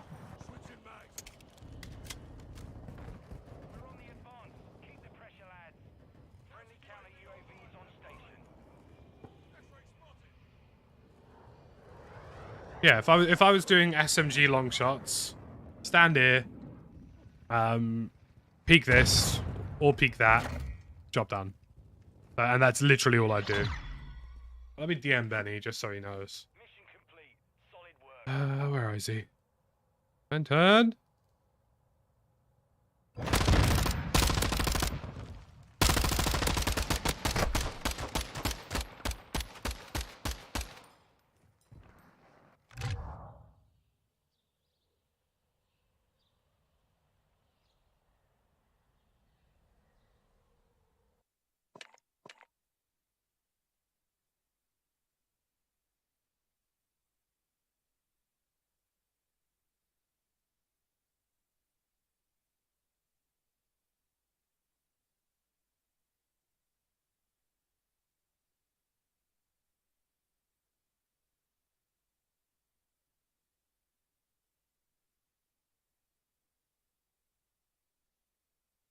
I didn't finish the sentence. And Benny replied, yeah, you're going to want to shoot yourself.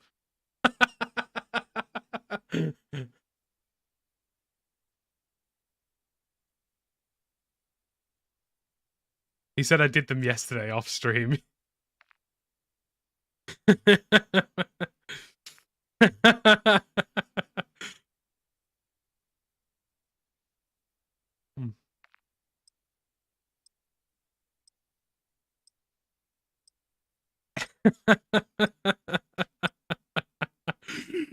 Oh dear.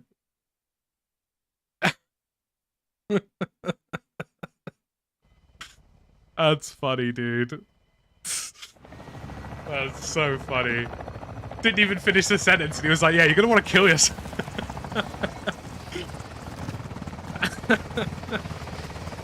Oh man, dude. Poor Benny.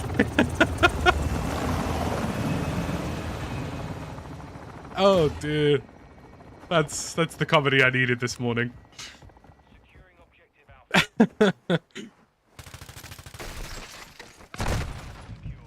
think I stuck that guy with a drill charge nearly. Oh no, I just took out half the vehicles on the map nearly. Oh, that's the funniest thing I've heard today. Right, so step one, just, you know, end it all. Benny Central, 2022. Oh, that's so funny.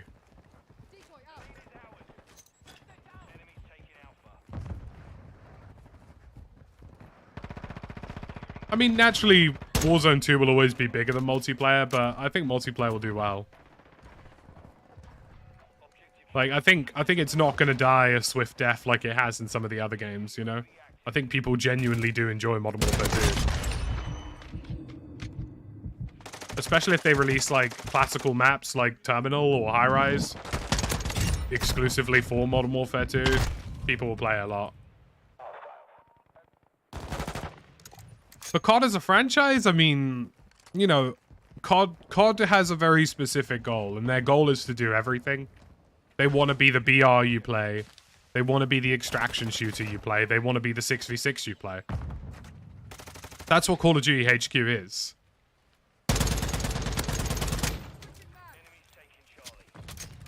And that's what Modern Warfare 2 has done so successfully.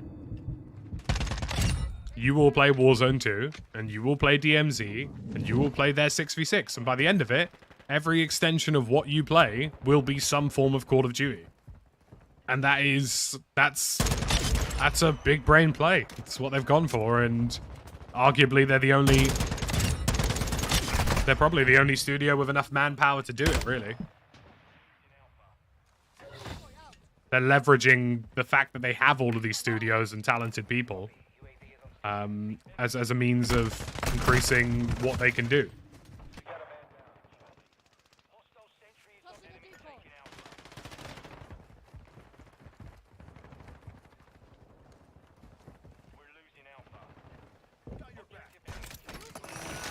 Shit. That was not what I meant to do.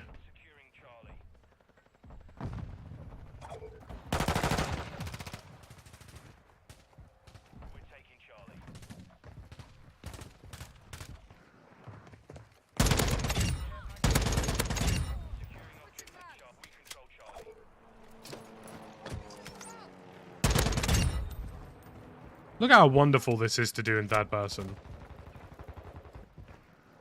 Like, this makes the FTAC recon so much easier.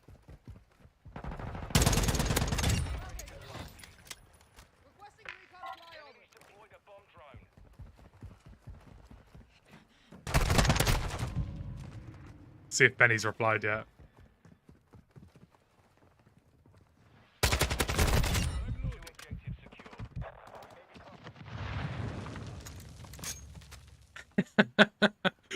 So I lost my mind. It's the reason I'm not streaming today. I needed a chill day just to do videos. Poor guy. You gotta love Benny, man. Say what you will about Benny, but he's always on the grind to do the best he possibly can. Poor lad. To be fair, that was kind of like me yesterday. Yesterday I did a very short stream because I was like, you know what? I am just not feeling this today. Today, however, I'm feeling lovely. This is feeling grand. I'm feeling like Platinum and Orion are going to be light work today. Yesterday was about the most tilted I've ever seen him. Bro, to be fair though, like, if he hadn't known about third person, trying to get long shots in first person, jeez, dude. That would drive me nuts too. That would probably drive me insane. I'm on PC. I don't really play first-person shooters on console anymore. I used to, not anymore. Just can't do it.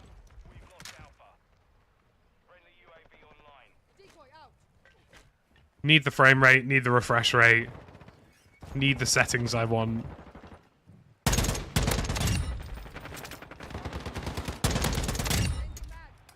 I mean, look at the amount of accuracy I can achieve with an FTAC recon. All auto across the map, practically.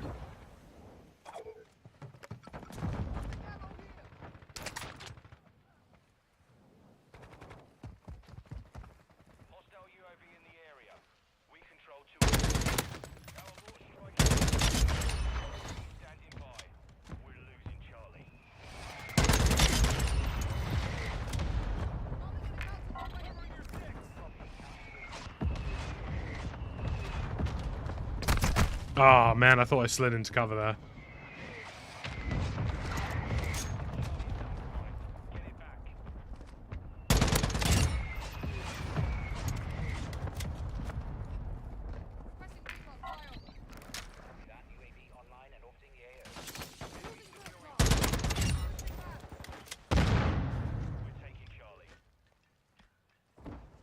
We're losing B.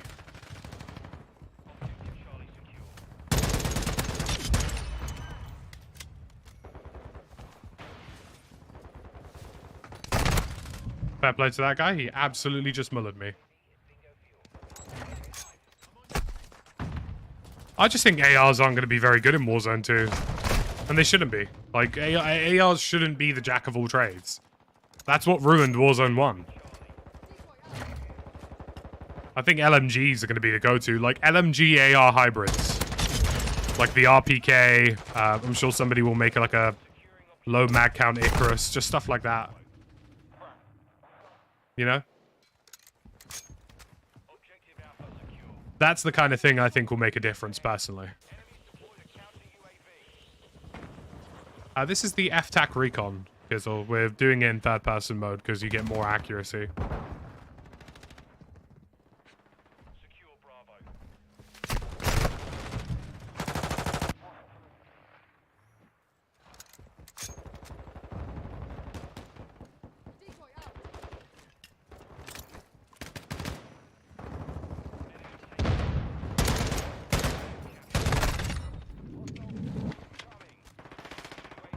I can't believe I nearly lost that.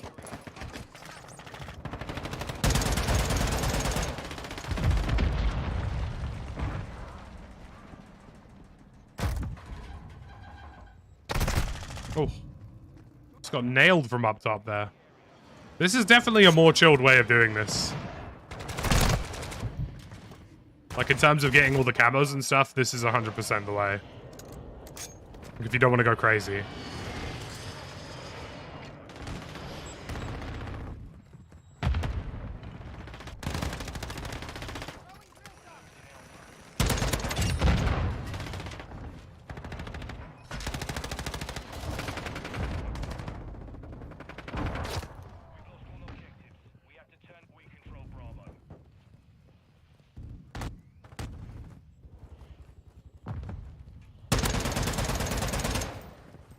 Shit. Could have killed that guy.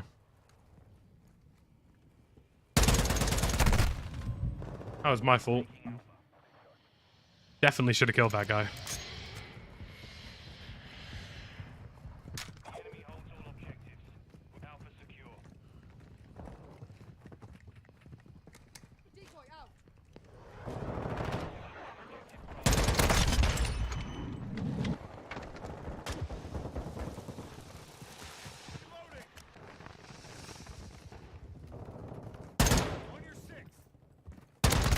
I knew I heard footsteps.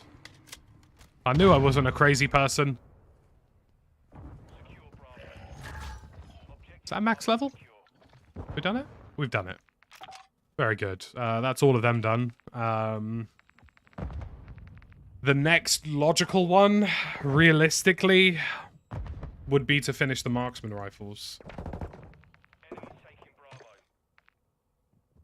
Most likely.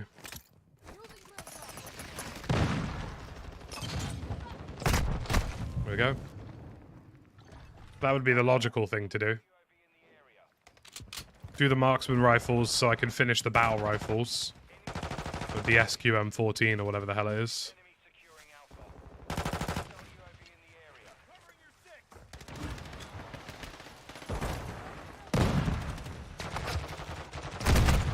How the hell did that guy get behind us?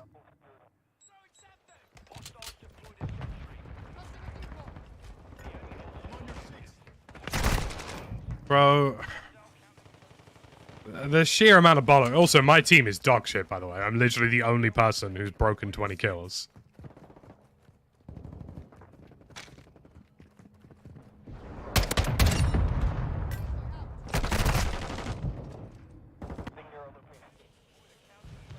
My team is literally just getting dominated by, like, average players.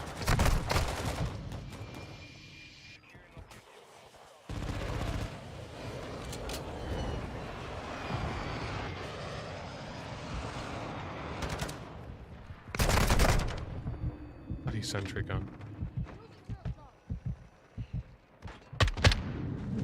Screw that. I'm not bothered. I ain't making that my job. Also, the enemy team wouldn't know the idea of not flipping spawns if you paid them to. Like, seemingly that's the only thing they know how to do. Is how to flip a spawn.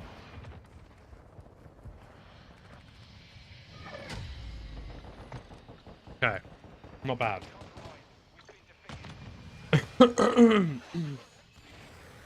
We're not doing too bad so far, guys. I will say that.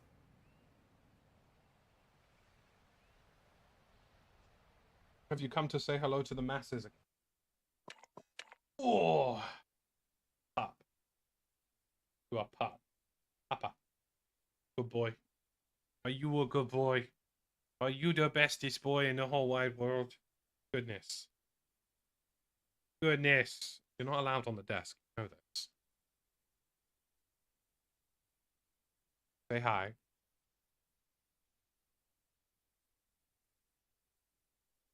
Very small.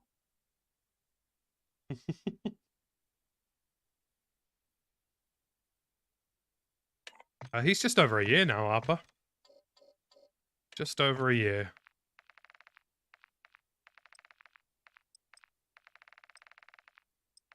He's a good dog. A fine pup, if you will. You lost your dog last weekend? I'm sorry to hear that, Ben. I lost my cat this year. Jesus Christ, it feels like last year. Not an easy process, is it? But, you know, you get there. You'll be alright.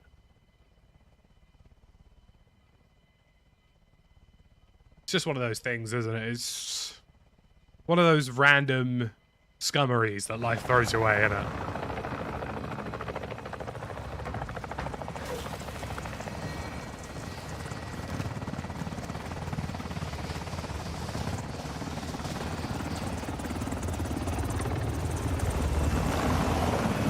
Try and zoom my way through this. I don't want to get stuck with the EBI of all the weapons. Although, to be fair, dare I say it, this is the first time I'm happy to see Tarak. Because this might actually benefit me.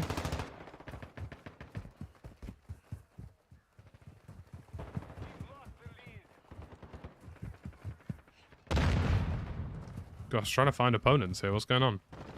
Where is everybody?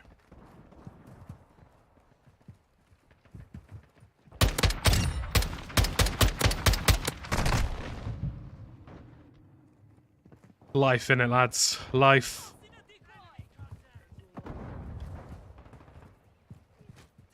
I am looking forward to Christmas, I will say that. I'm a firm believer in a Christmas reset. I really am. You could be having the best or the worst year, and it doesn't matter, because when it comes to Christmas, you just chill, bro.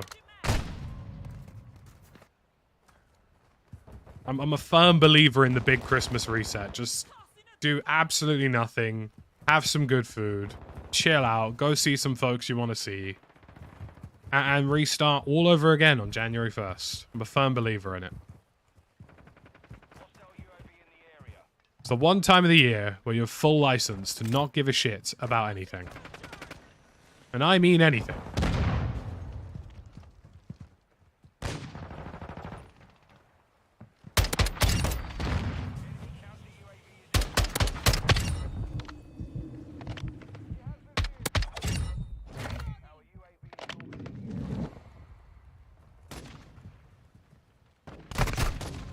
Oh, bloody hell, he's got a hell of a peak.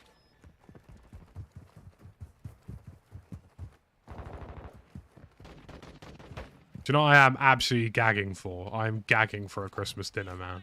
Holy shit. With the roasts, the roast potatoes, the gravy, the turkey, and then the leftover sandwiches the following. Oh man. It's all too it's all too much. It's gonna be utterly sensational. Your birthday dinner is a roast. Nice. I respect that. I respect that highly. And I presume that you yourself don't go through any of the effort to make it possible, David. Because that's the even better way of doing. It's even better when you don't have to do any of the legwork.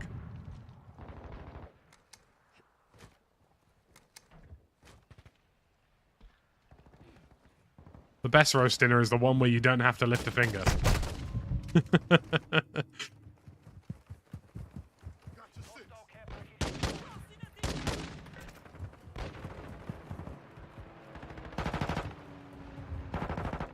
Oh man.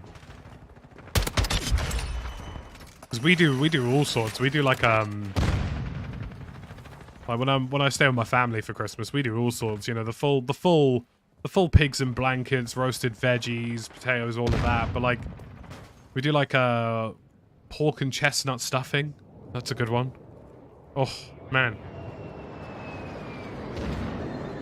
Beef on Christmas Day, turkey for New Year. I mean, I could get behind that. I could get behind that, Kino. I don't think that's too outlandish. You know, I mean, me personally, I'm not a massive beef guy. Maybe a beef Wellington I can live with. But, you know, that's not... It's always like people who say, well, I don't do turkey for Christmas, I do chicken. That does not bother me at all. In fact, I would argue that chicken is the superior meat, personally. Because, you know, you can cook a turkey as well as humanly possible, but it's never going to be as juicy as a chicken. And that's the truth. The honest-to-God truth. Hear me out, beef and I mean, he's got an idea, guys. Do all of it. All in one. At the same time. You know, some people say your body is your temple. You know, when it comes to Christmas, your oven is your temple. You know? See, I'm not a big ham guy on Christmas. I know some people are, but I'm not a massive ham guy on Christmas, personally.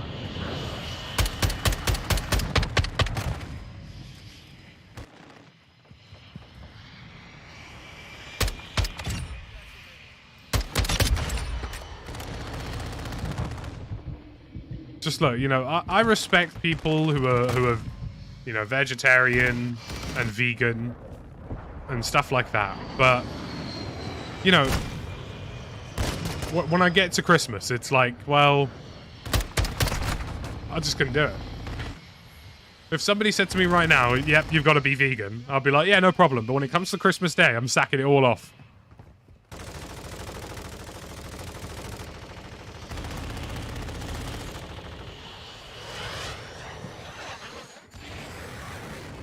I find we normally do duck on New Year's Day. That tends to be the strategy. New Year's Day duck or New Year's Eve duck.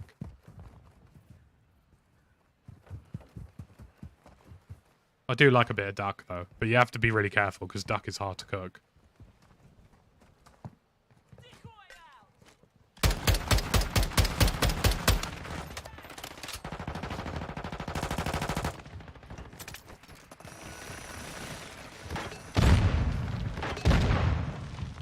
Nice easy cheap kill for me there. Take that.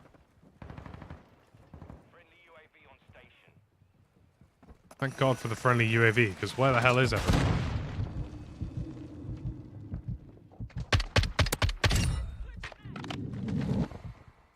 There's only 4 people on the enemy team on this massive map, so that's the problem we've got. Try and join a different one.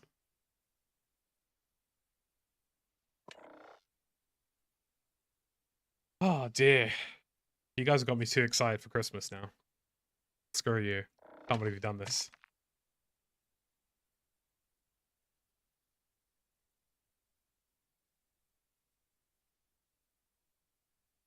See, going over to somebody else's at Christmas is the best strategy, like a family member. Because ultimately, when you come back to your own house, you don't have any cleaning. Do you know what I mean? So really, it's a win-win. You know, and all you have to do is show up with a half-decent bottle of booze. Problem solved.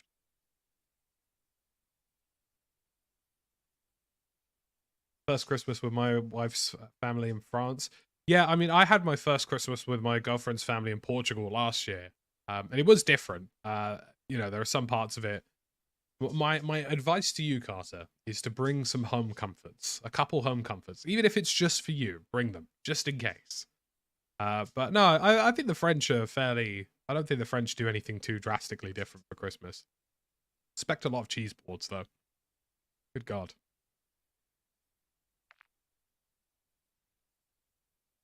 You know, you can't go anywhere in Europe without cheese and meat boards. I mean, in Portugal, Christmas markets are like 90% festive cheeses and cured meats.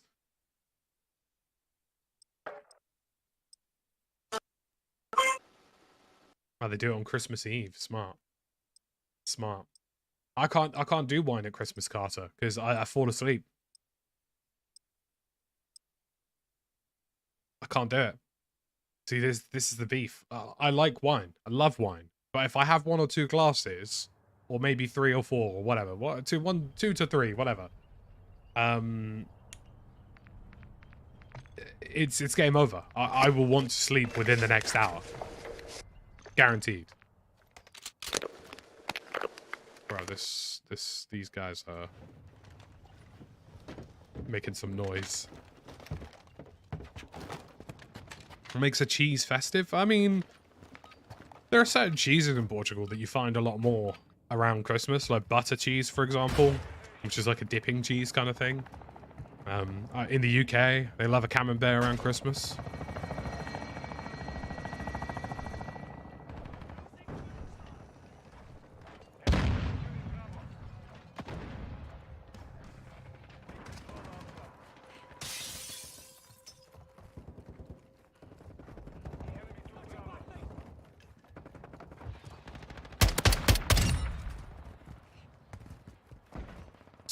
Somebody in my family goes for a curry on Christmas Eve.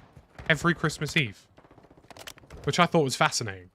Don't get me wrong, most people tend to have a takeaway on Christmas Eve because they're busy cooking stuff for the next day. But would I go for a risky curry the day before Christmas? Probably not. Nor would I go for anything that could give me heartburn. You know? I'd want something bang averagely average that would guarantee not upset my stomach the day before Christmas.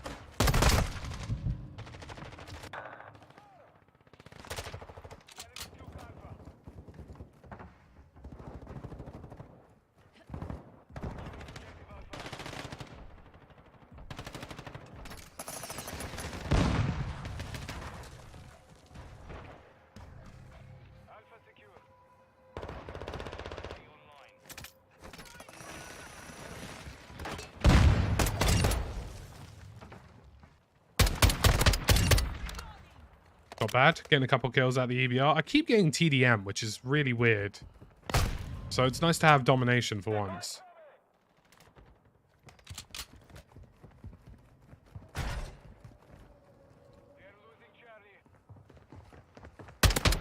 See, the only beef is that because obviously I live in the country of cheese and cured meats, there'll be an obligation for me to find some decent cheese and cured meats before I go back.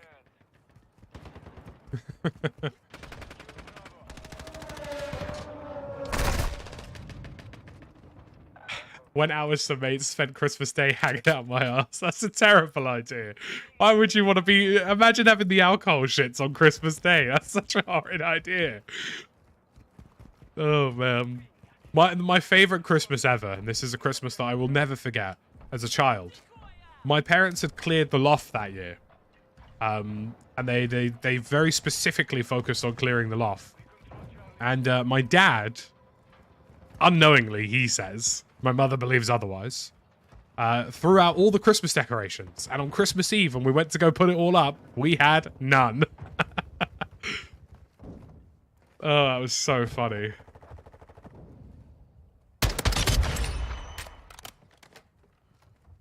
Because everybody throws their Christmas decorations in a loft or a storage cupboard or something, innit? And invariably, that just ends up happening.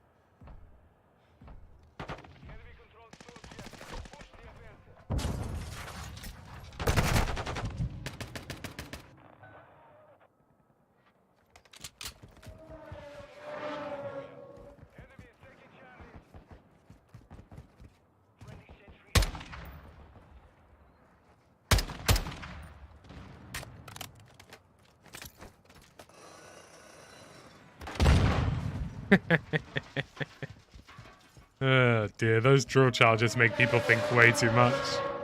That guy wasn't even in any danger at all. God, I didn't even hit that guy.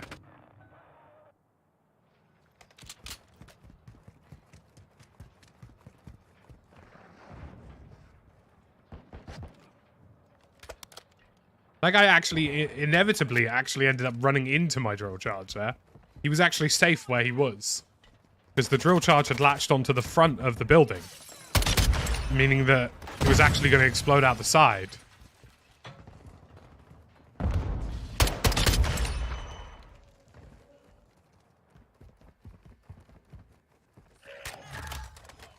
Not bad. Getting the EBR up to 14. Decent. Oh, 3. 3 of 14, I believe. We'll get there today, guys. We'll do quite a few weapons today. It's going to be a fairly long stream, I reckon. Gotta go food shopping this evening, so, you know, got that on the agenda as well, but what can you do?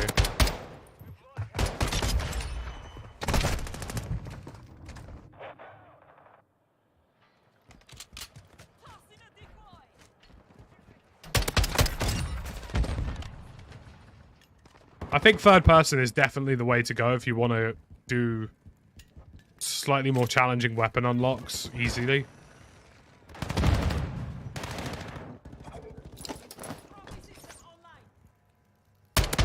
I knew he was going to peek it. I knew it. I knew he was going to peek it to try and destroy the trophy system. That's hilarious. He thought to himself, yeah, I'll just take out that trophy quickly, you know.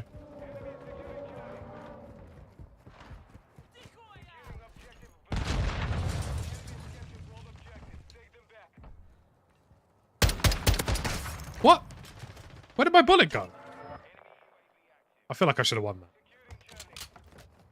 Oh god, if I had a regular weapon right now, I'd probably, like I say, I probably would drop a nuke. If I was using regular guns. No doubt in my mind.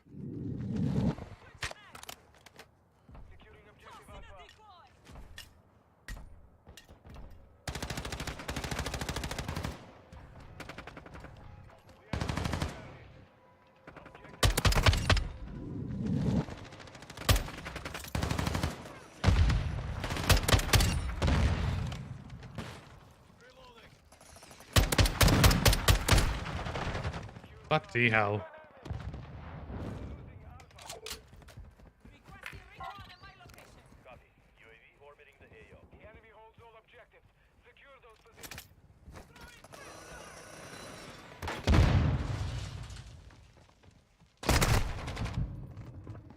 What's this Warzone? Yeah, I've heard that there's a way to get a nuke in Warzone. How that happens exactly, allegedly, is very, very rare and very, very challenging. But it isn't impossible, so that's cool.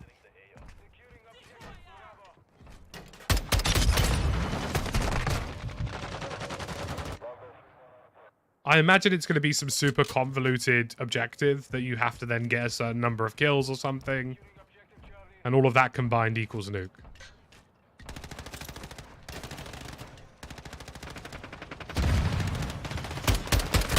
God, these guys don't want me to capture. I mean, it's 3v5, so it's not a huge surprise that we're getting utterly dunked on.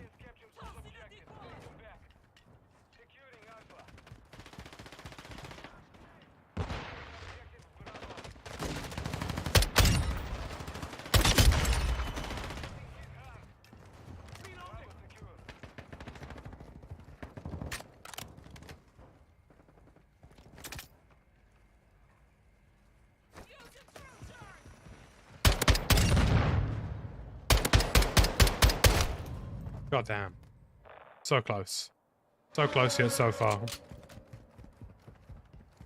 It's going to be an interesting end of year, to be honest with you. I'm looking forward to it. Like, we've got, you know, a couple of weeks, we basically got a month straight of Warzone until Christmas, and that makes me extremely happy.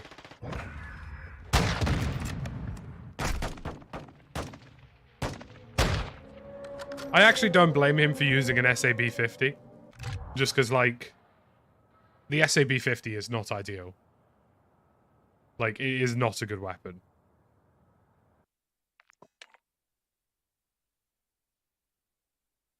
Alright. So, where are we at here? We've done the EBR to level 4 of 15. I might actually try Invasion for the EBR.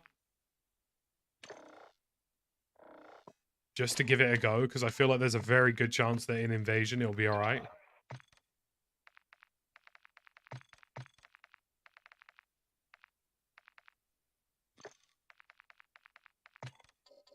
Just need to get... We got here. Rear grip option, that's not too bad. Flinch resistance isn't even a bad idea, really. God, I'm gagging for some double XP. I would actually, do things for some double weapon XP. I would love it. If there was a double XP weekend right now before Warzone 2, oh, things I'd do, man. The things I would do.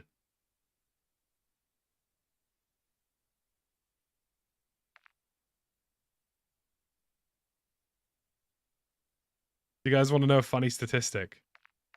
Modern Warfare 2 will surpass Vanguard's lifetime unit sales in Europe in just under 2 weeks.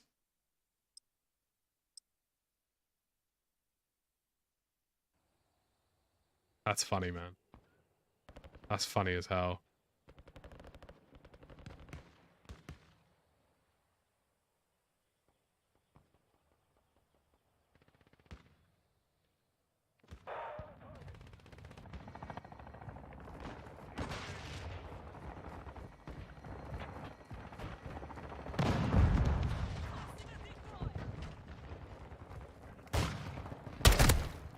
Yep, to be expected.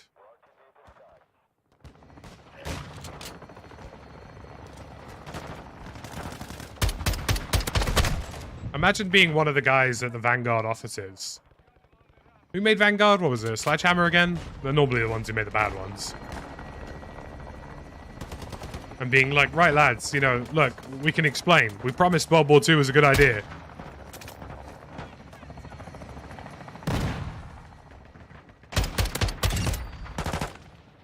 We promise it was a good idea. We promise.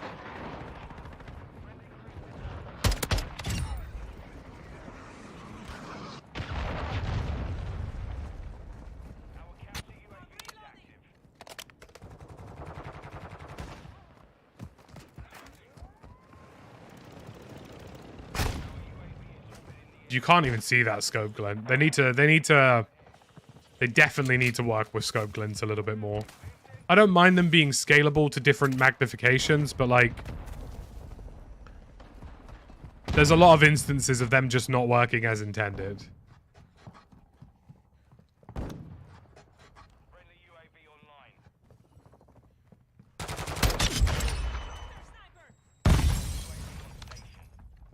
I like that you can one-shot with this. Very promising.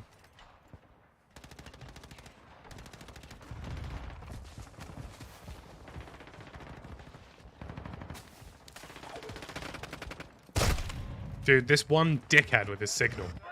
He just constantly is in the wrong place. It's really annoying. Like, go away. Let us farm your AI.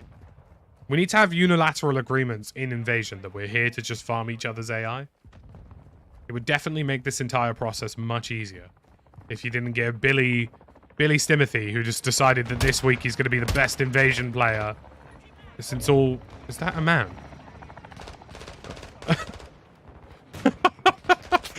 Sorry, what? What's going on there?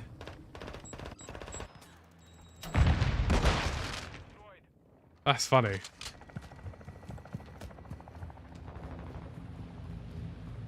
I genuinely think, like, I think it's gotten to a point now where Invasion is worse for leveling up your guns. Because so many sweats play it. Yeah, this is slower. This is going to be slower, 100%. I'd be better off going back to kill confirmed. This is definitely going to be slower, because all the sweats are now playing that now.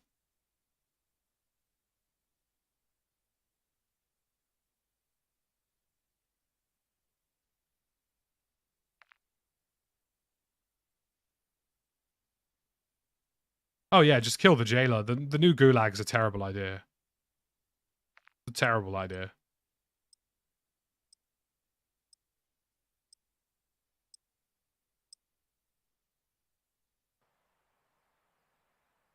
The new gulag, I'm just, you know. That's just not. Ah, I've spawned in as an SAE is coming in. Very good.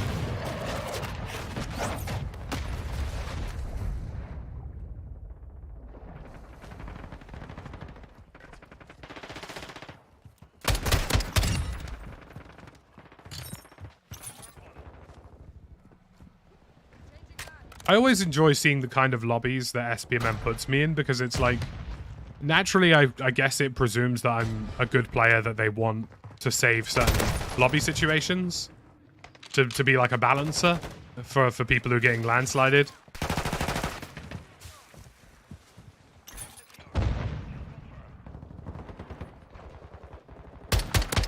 But it's interesting how frequently that seems to happen. Like, the solution they seemingly have is like, alright, this guy's decent at COD, so we're just gonna put him in a lobby where one team's getting utterly destroyed.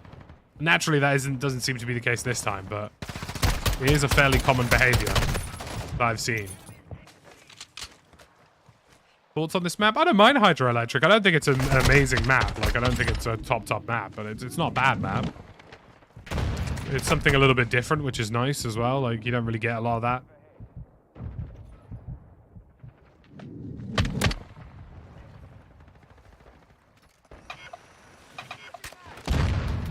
Why is this out of bounds? Surely you'd want this to be as inbounds as possible.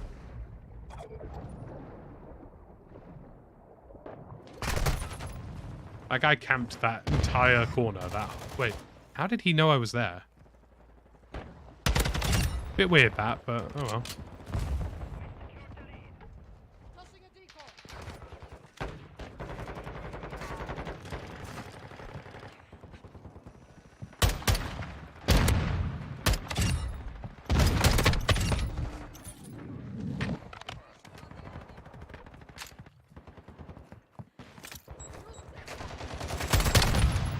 I think I'm running into a grenade there.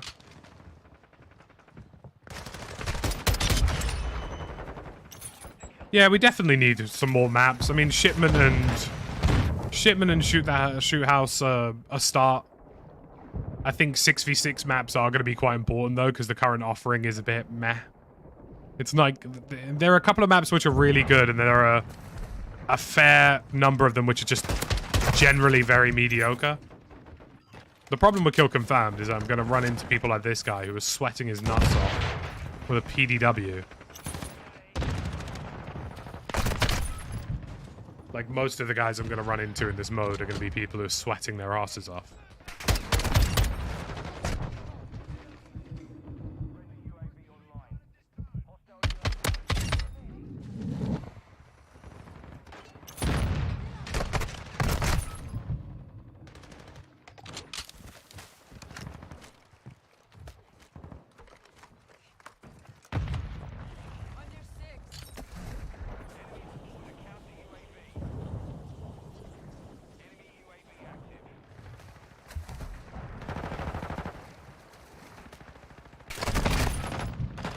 Bro, no way is my teammate that dog shit.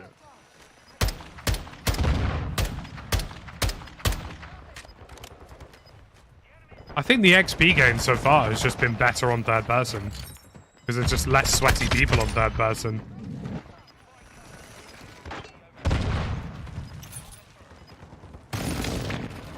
Oh, that's good. Love it when you don't get alerts for that.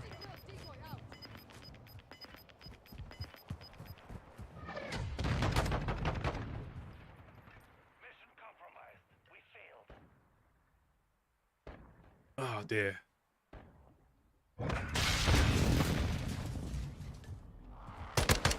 I genuinely feel like third person might be the way to go for some of these really obscure weapons.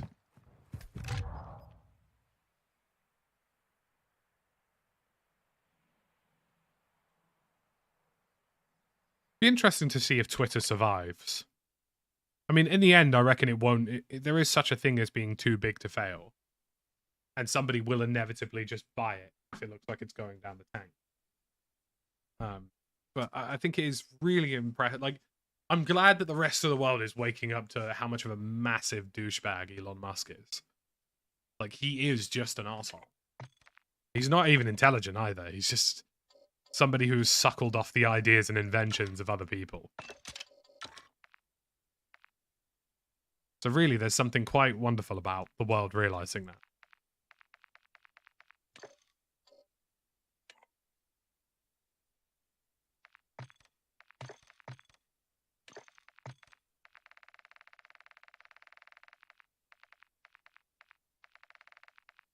Elon, please like me, Musk. Oh, dear. Because before, he was just some weird Tesla dude that people didn't mind. And now people are like, wow, this guy's a proper dickhead.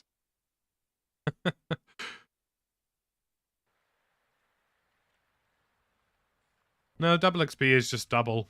It's just double what you got.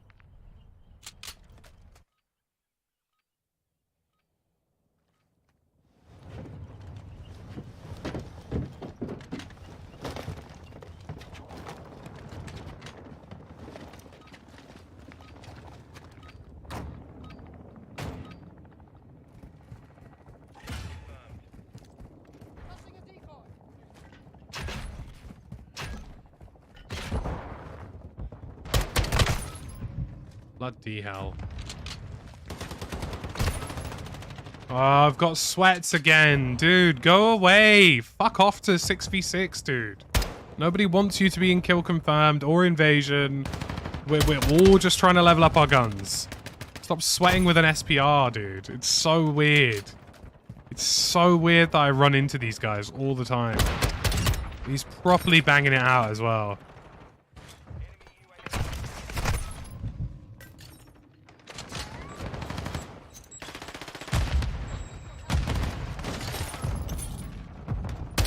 It's easily the worst thing about this is just running into people who are absolutely mega sweating, and that's all they can do. Although with SBMM, I will always run into mega sweats, so, you know, there's that to contend with.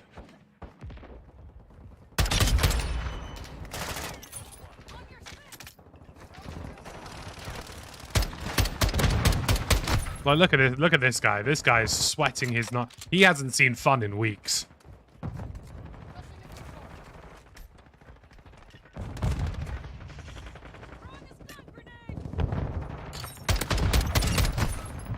It's just so jarring when you run into these kind of guys in 6v6. In kill confirm, really. Like, regular 6v6, domination, you know, TDM, whatever it is, I don't care. Do what you want. But, like, in obvious XP farm modes, don't play like a weirdo.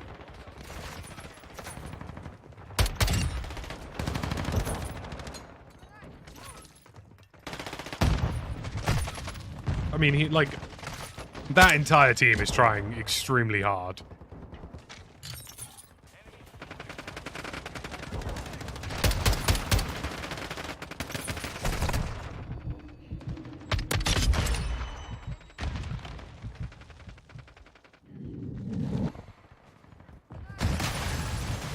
Like, I accidentally blew up a car there. That's impressive.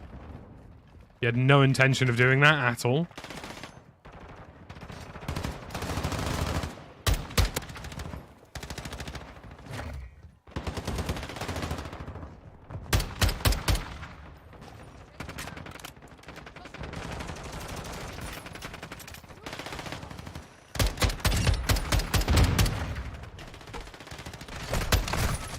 Take an EBR triple kill, why not?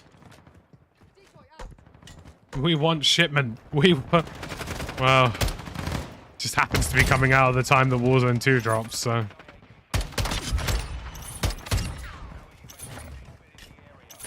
Thankfully, these guys are focusing so hard on sweating, they're not noticing that I'm just playing like a scum. Believe me. I will. I'll play like a complete scumbag if I have to.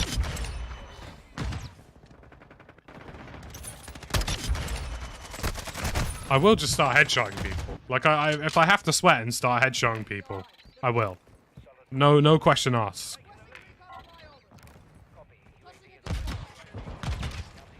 Oh, what kind of... Look at the kind of sad fucks I'm playing against. Honestly, the dude put down an APS inside the hallway.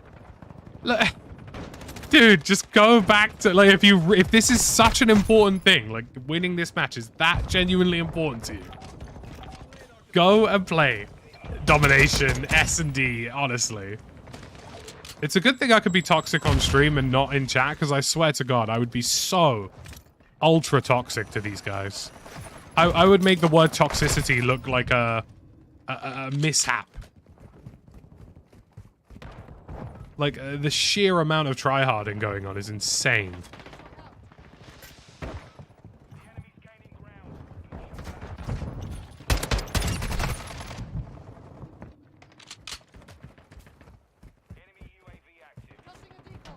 Oh yeah, I'm gonna scum the APS now. If they do it, I do it. I wasn't gonna do it, but if they're gonna do it, I'll do it. You know? If that's the plan, if your plan is to APS other people's decoys, because you think you're a smart lad, I'll do the exact same. I'll make life less fun for you. 100%. No XP for you.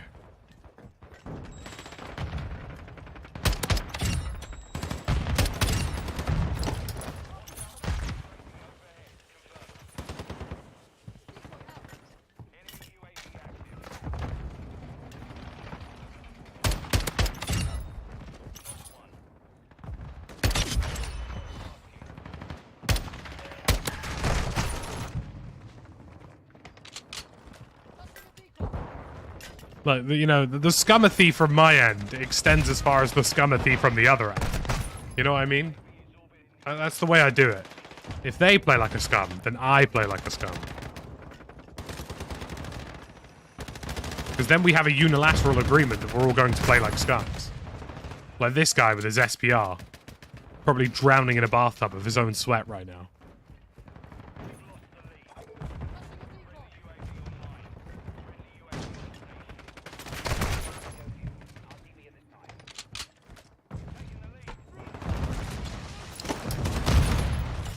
Sorry, did I not just throw that grenade back? Come on. Let's not banner it. I actually just hit that guy with a decoy. It's quite impressive if I do say so.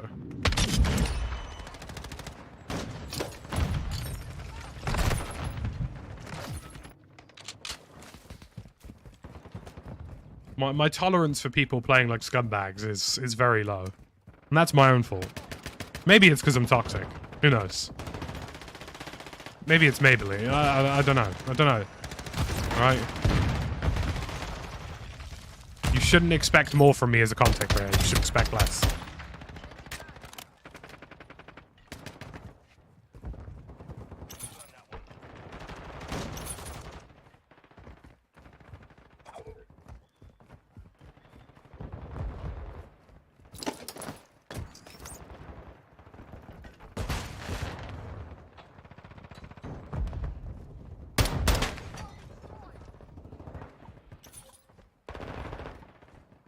I think some of them quit.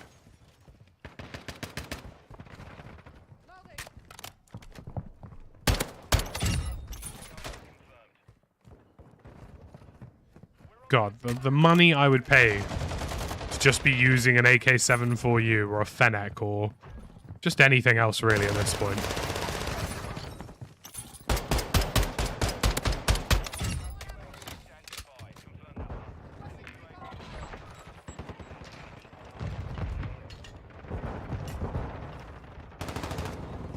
Welcome to Jurassic Pain. Is the EBR decent? It's alright. I mean, it's, you know, ultimately, if you're trying to level it up, you are going to come against people who are full AR, full beam, you know? Like, that's the difficulty with any of these weapons, really, but, you know, it's not the worst gun in the world. It can be a one-shot headshot, so that's good.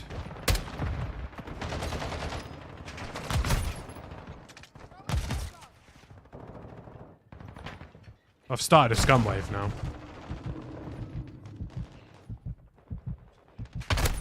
I've started an utter scum wave.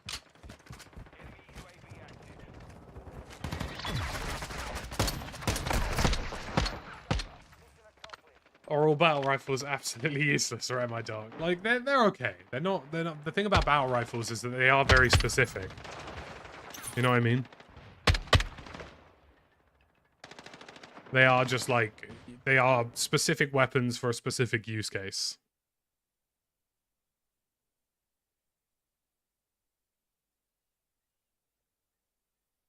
Me personally, I like going full auto in third person. I think that's the way around it.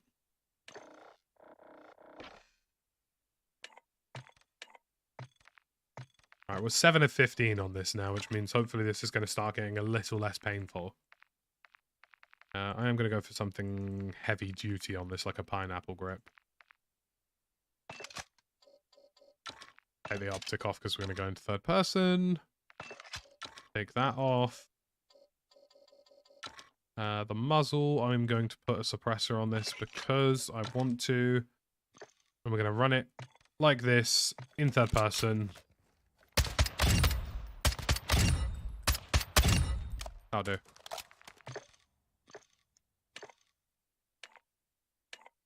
Theoretically now, we should have the last SQ-14 nearly unlocked. Yeah, we need to get to level 12 and then we'll have that done.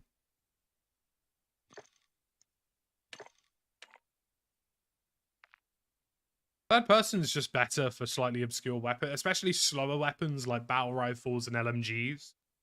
Like guns that have a lot of drawbacks. Third person does just work better in my view. But really it depends, you know.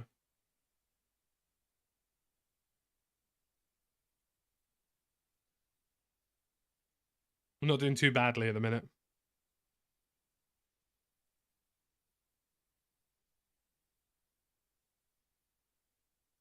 Ah, I see the UK economy is in the mud. Not a huge surprise. Oh, one of the few ones going backwards. You wouldn't want that, would you?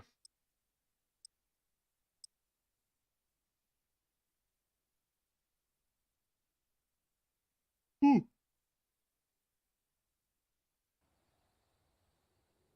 All shadows get switched on. We may have company. Copy that. Send reinforcements. Stay sharp.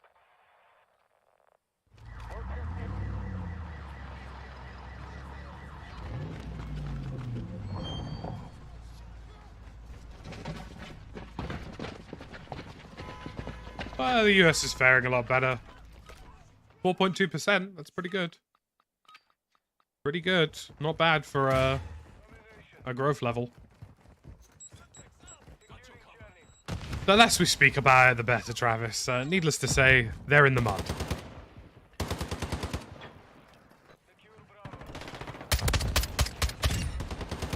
Gosh, this is so much easier in third person.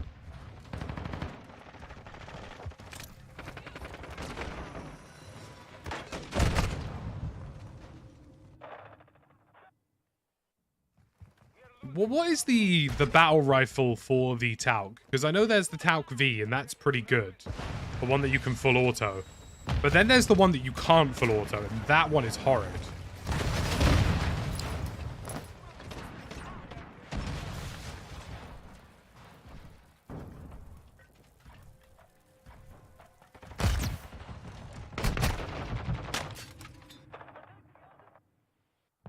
Somebody actually shoot my APS. That's upsetting.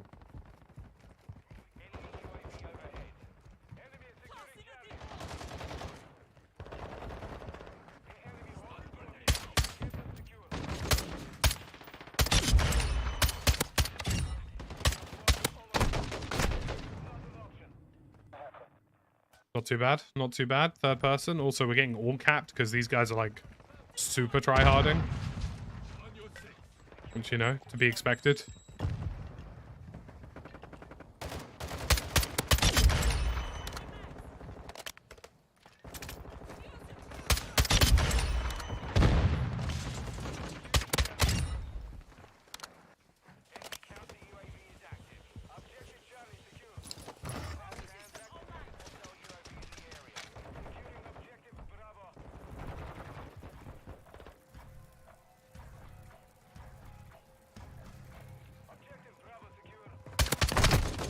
No way was that guy ready so quickly.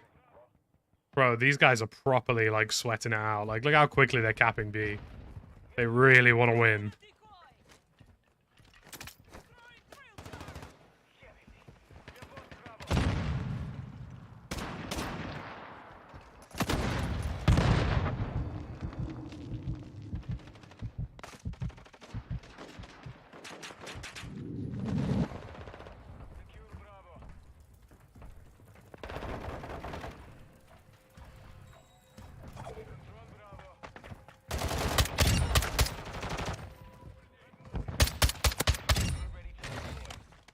The EBR definitely fares much better because you don't have to worry about the kick between shots in third person. You can just spam it. Look at these guys. Look how tryhardy this is. Why are you at C, bro? What's going on?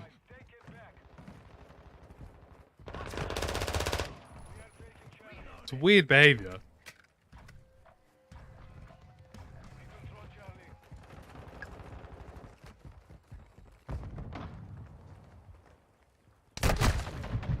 I can't even see that guy. I literally could not see him at all. I like third person, Jason. Yeah, it's definitely making the weapon unlock process much easier.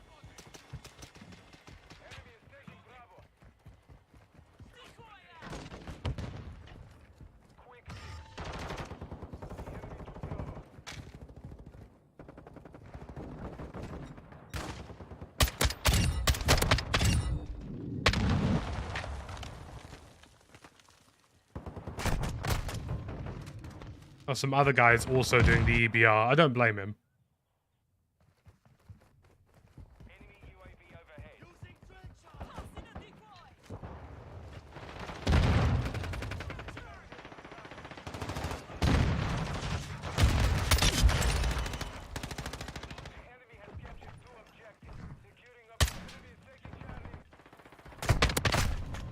Son of a gun.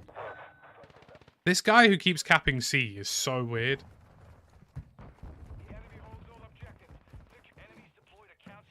So weird. He's such a weirdo.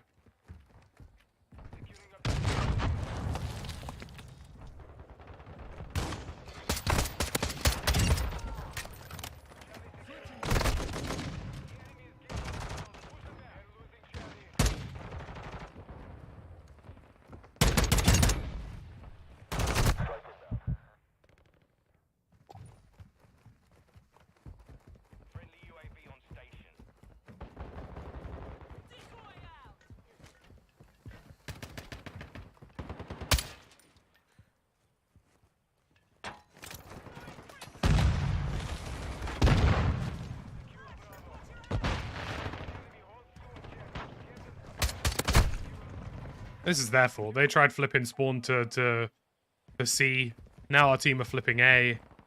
Like, this is what happens. This is why you don't flip spawns. Alright? Because it just descends into carnage.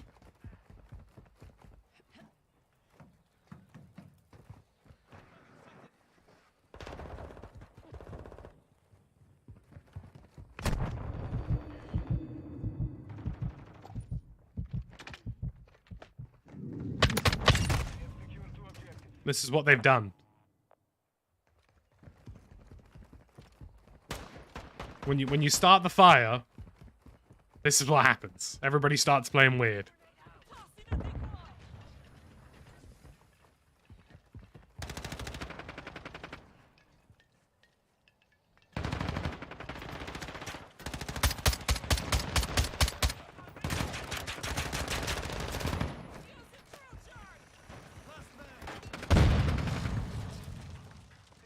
Just gonna hold this angle. Probably the smart play here. It's a shame that van's in the way, otherwise this would be a really insane angle to hold.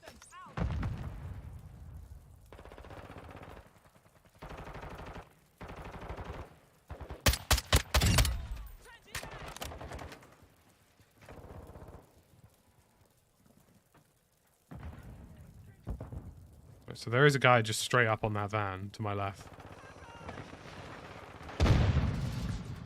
So if he wants to peek at some point or another, we'll find out.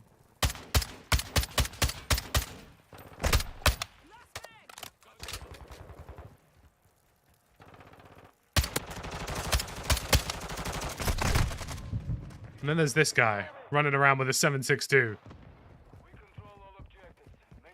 See, this is what happens. People are playing like animals now because we kept flipping spawns. They kept flipping spawns, so we had to take A. This is what they've done. This is the carnage that they have started. And it's not going to get better.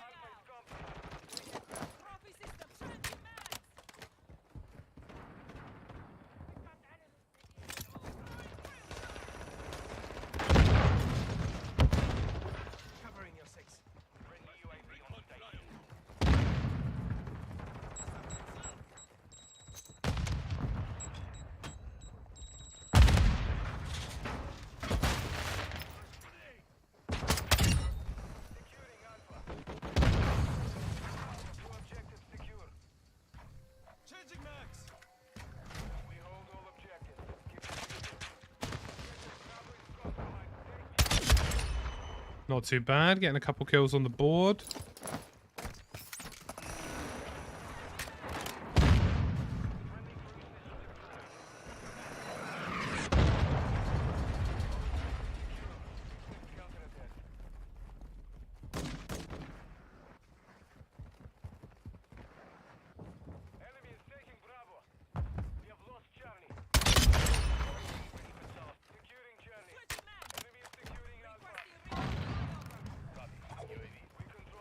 This is good for XP though.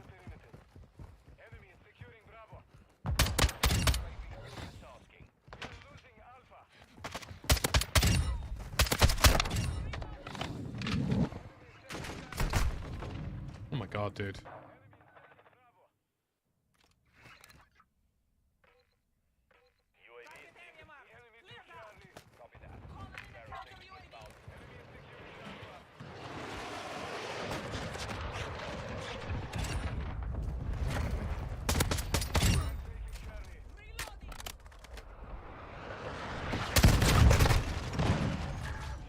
Just me on C there. You hate to see it.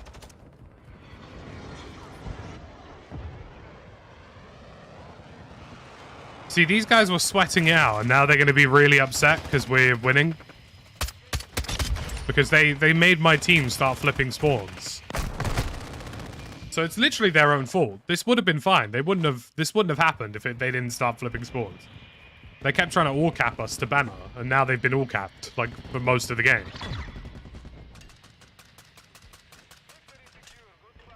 Ooh. Oh, need that stretch. Oh, it's Friday. It's Friday. It's Friday there. It's Friday.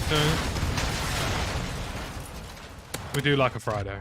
Although really, you know, it's all just a countdown until Warzone 2, isn't it? Really.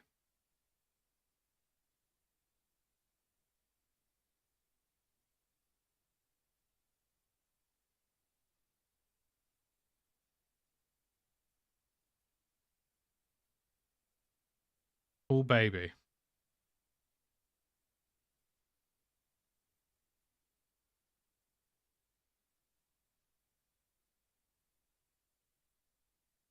Yeah, the marksman, the Talc M, that one is absolute garbage. That is one of the worst weapons I've used in this game, easily.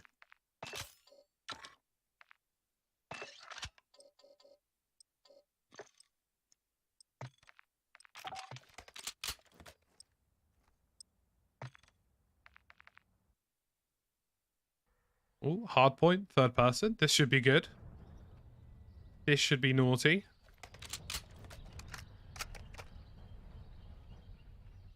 Well, we'll do all of it. Mad Jock, DMZ, Warzone 2, all of it. Like, we'll be covering every single inch of it, really.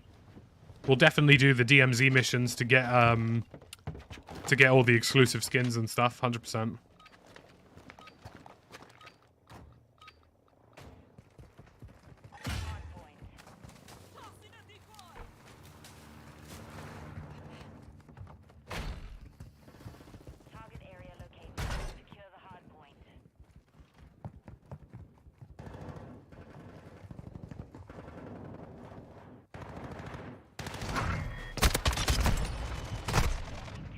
Managed to get a kill there. That got me 400 XP. That's pretty good. Oh god. These guys are going to be weirdos, aren't they? You can already tell.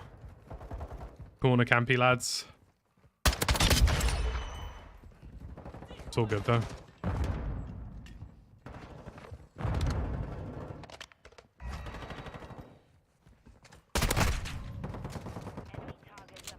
Teammate obviously just doesn't like me there, because that was a really easy kill for him. That he just opted to avoid by the looks of it. Yeah, I've used the canted laser a lot. Pretty good for, well, it's great for third person, because you just get really fast ADS speed. First person, it's alright for, like, some things. It's less good for others.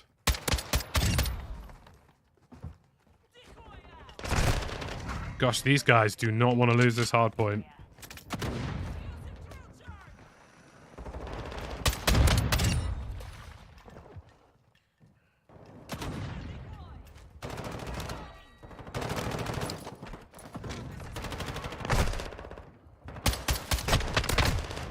I probably should have won that.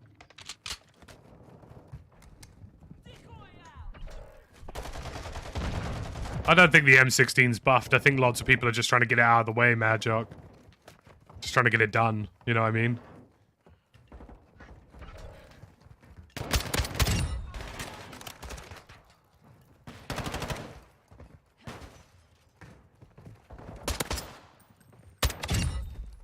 Confirming next hard point.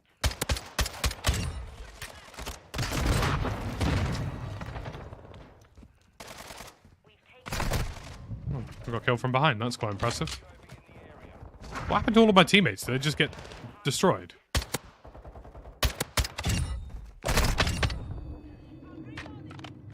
Gosh, when I get quick fix, it's going to be crazy. In the park package, these guys will not be doing very well. Oh, okay, they've just spawned behind me. Brilliant. Thanks, God. There's a couple of guys on the enemy team who are playing a bit weird. They're obviously sweating for camos or something. Like, that guy's literally just trying to, like, camp spawn, basically. Which is a new one.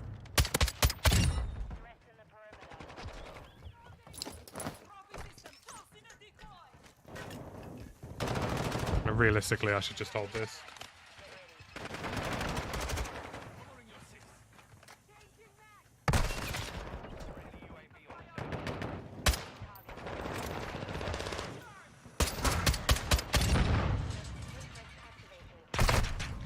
Oh, nice. That guy got a pistol kill. Fair play. You make this look so easy. What, third person or just COD? Because third person to me, yeah, like, there is just... Yeah. There is just a play style to it, to be honest with you. And some are more successful than others. But ultimately, it's just corner checking, really. Guy on the other side of this. Oh, for fuck.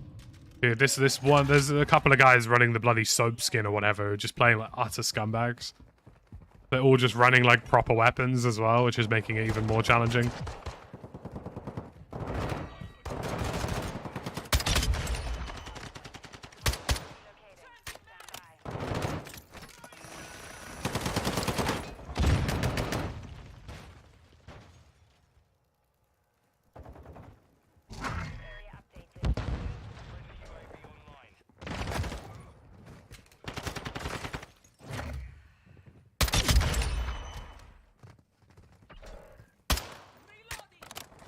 If I hold this angle, I'm probably going to upset a lot of people. How did I die there?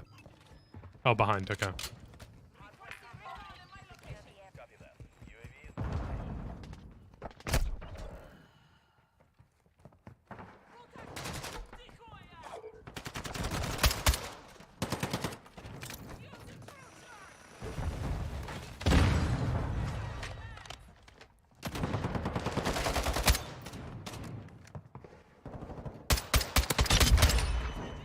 There we go. One of these guys is definitely going to push from behind in a second. Almost feels like a given at this point.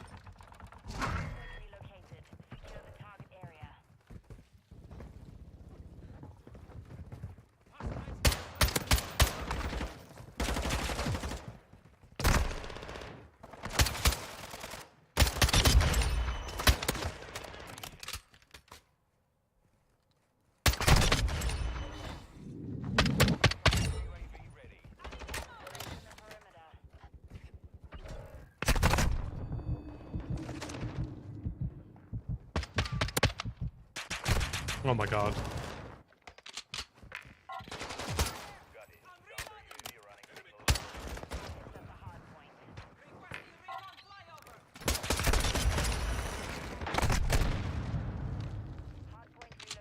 Really like to get this gun out of the way.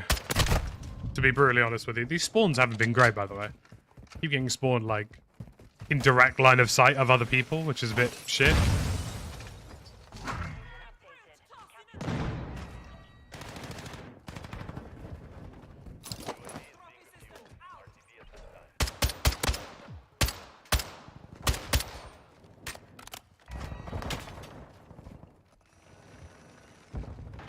They gotta spawn behind me, aren't they? Yeah, I was gonna... Could just tell it was gonna happen.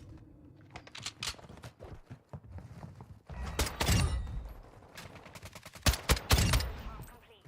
Secure victory.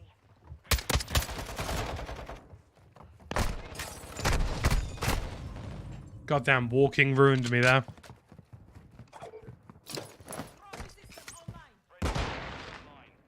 Confirming next point. Stand by.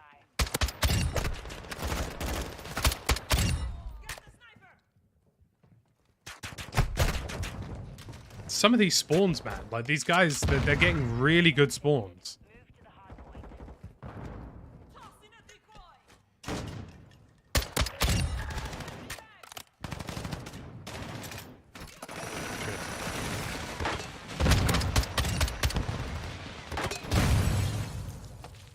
Like, look at this. They're like spawning on the point. Where the hell are my teammates spawning? Over here? Like, what's that supposed to be?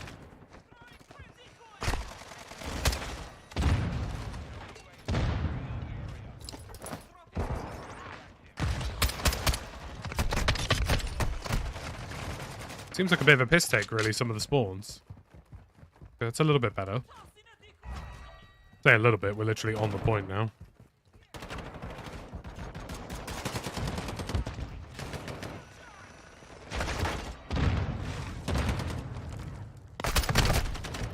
God damn, dude. That guy really wants the kills. He's not even, like, pushing the point.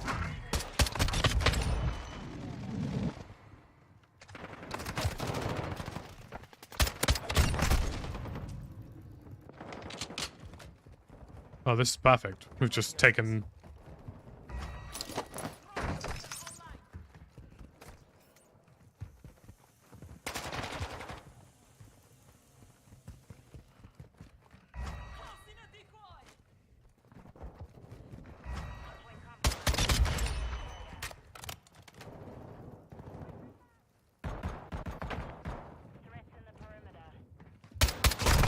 What the fuck? Dude, I swear sometimes my bullets just disappear in this mode. So you're doing too good. Here you go. Bullets vanish. That guy's dead, though.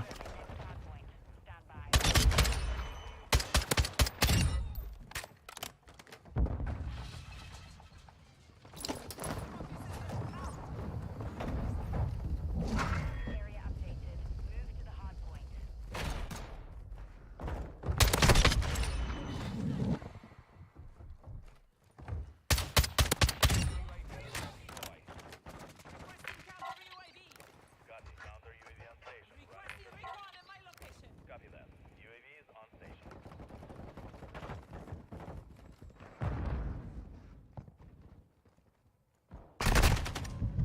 I knew there was going to be one to the right. No, it's just an interface saying, Jamie. I've got a short on my channel. If you go to my channel and check out my YouTube shorts, there's a short on how to do this. Makes the game look better, makes it easier to see opponents. Win-win, really. Westy is grinding shotguns on invasion. Jesus Christ, the poor guy. That would actually drive me possibly mentally insane. Updated. Capture the hard point.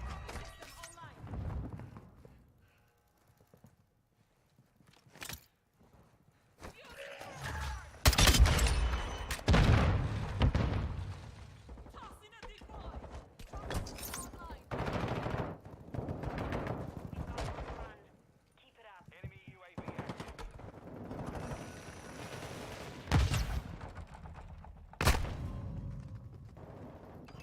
I would love to see it. Oh, my head must have just been visible. Invasion is very boring. It's why I can't do too much of it, because over a short period of time, I just give up. I just don't enjoy it.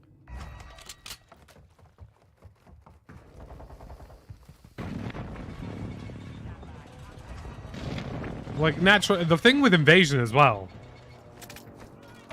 and this is really the irony of it, is that because everybody has been told to go and play Invasion, I actually think Invasion is now sweatier than regular modes.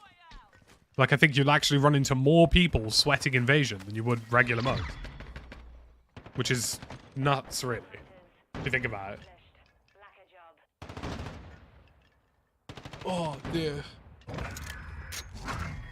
Was this final kill? M16. I'd see in third person's a perfect mode for an M16.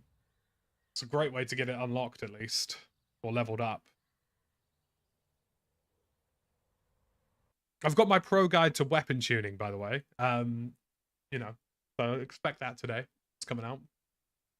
That's going to be good, because it's definitely something that I'm seeing a lot of mistakes being made with, the whole weapon tuning thing.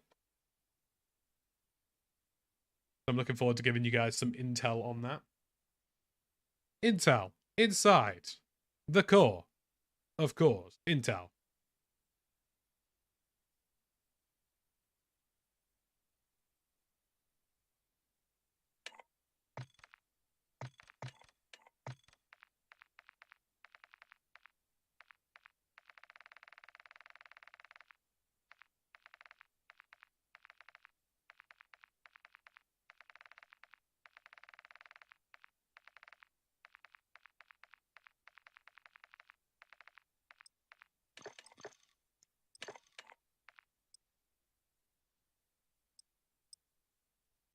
Yeah, I think there is something, you know, they've got something right about this whole multiplayer setup. I don't know what it is. I don't know what to put my finger on it is. There's just an element of the third person experience, the first person experience, the ground war, all of it. Like, it comes together to give you so many options and so many ways to try different things that you don't really feel trapped into playing a certain mode or a certain way.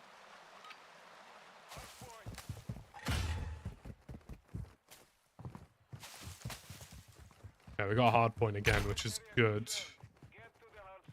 Only got 2 more levels to do this,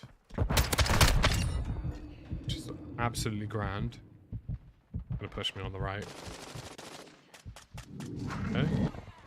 Interesting.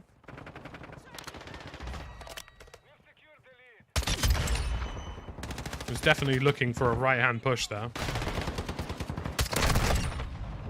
Then I got watered.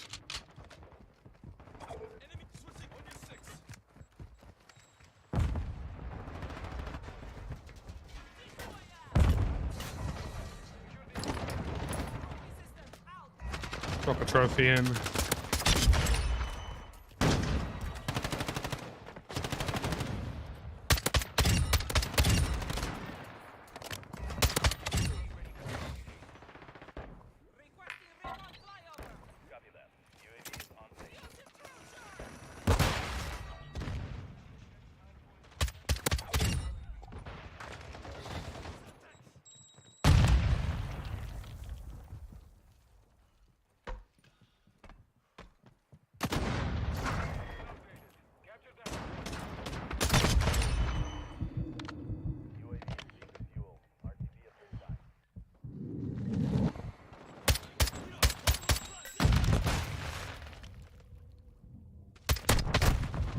Son of a gun. Let's get that counter UAV up. Yeah, it's definitely a satisfaction element. I do agree with that. The weapon sounds, the kill sounds, they've done a really good job of making those really satisfying elements of the game. I just killed somebody with a drill charge by complete accident now, if I'm being brutally honest.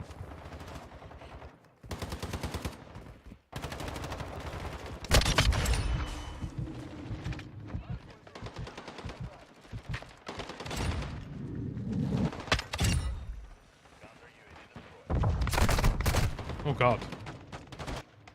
Alright, we should be fairly close to getting this max leveled, which means that we can do the SQ-14. And once we get that out of the way, then we're kind of on the home stretch, because it's just LMGs, shotguns, and pistols at that point. I say home stretch, it's still a lot, but... You know, we're getting there, basically.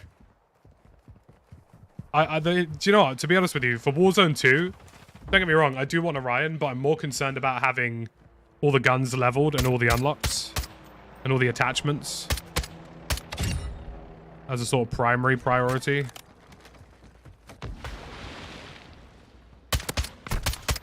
You must be crazy if you think I'm letting you take that care package, bro.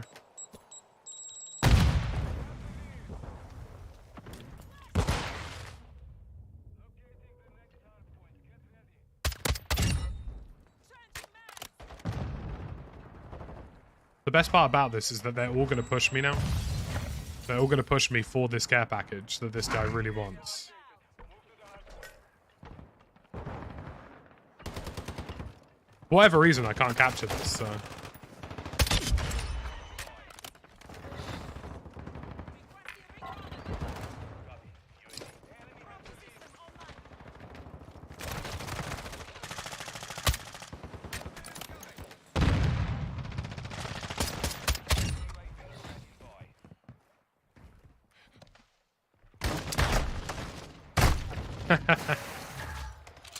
Level 14, right, we're one level away, guys. One level.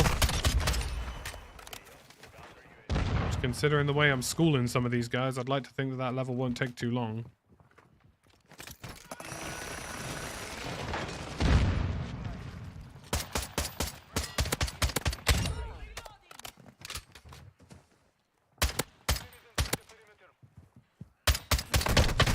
God damn it, dude. Those guys had a really awkward rock angle there.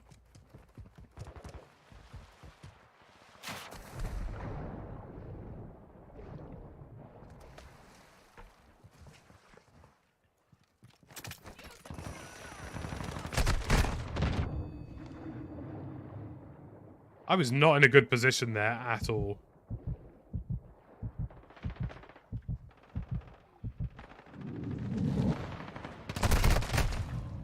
God damn.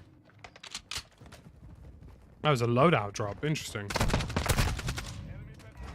it was a care package. I haven't seen a care package in this game yet, so I would not know.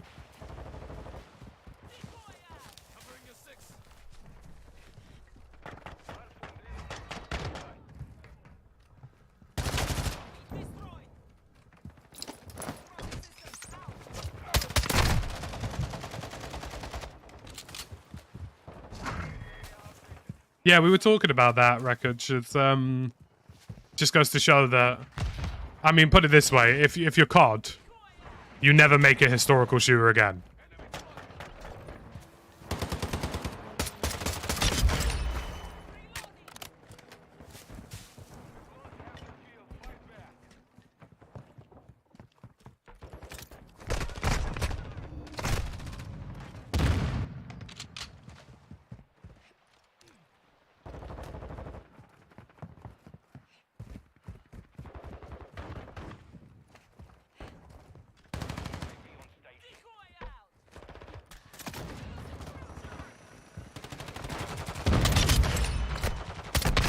Oh, come on.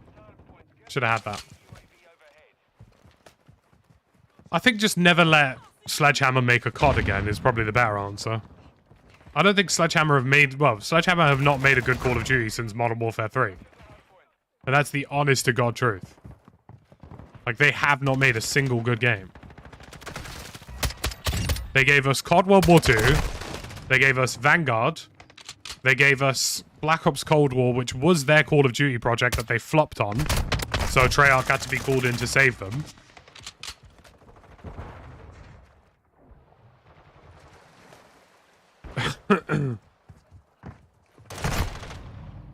So I don't think... Yeah, I mean, I don't think I'd be giving Sledgehammer the keys to the car anytime soon, that's for sure.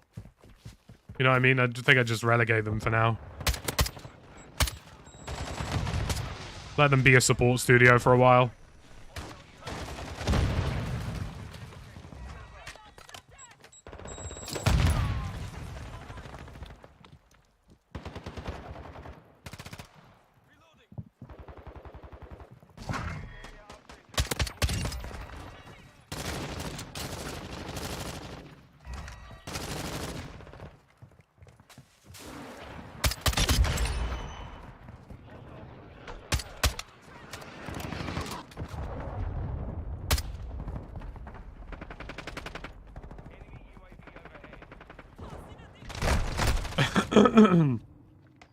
That guy was there that whole time, by the way.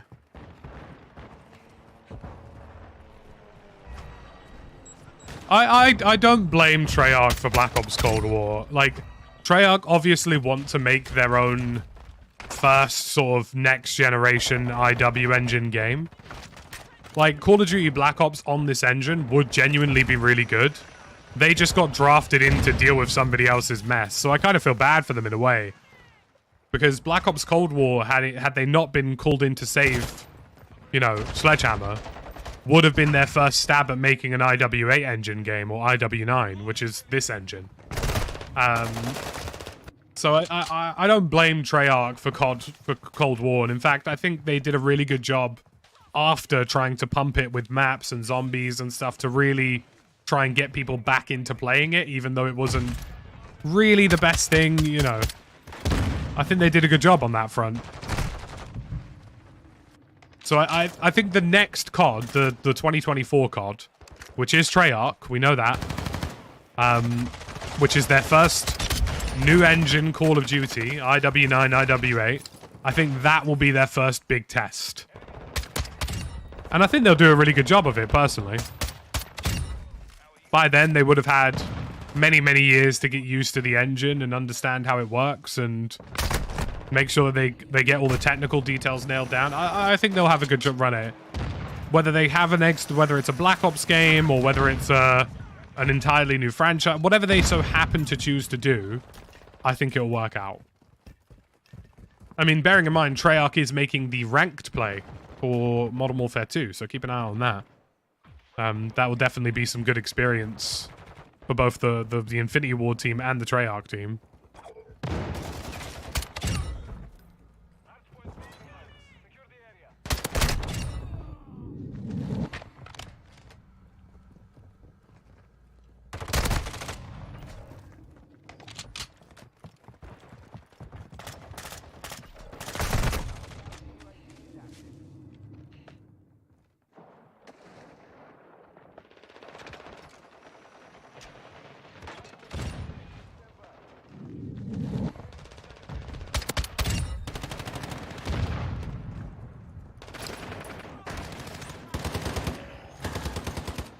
And that's max level EBR, guys.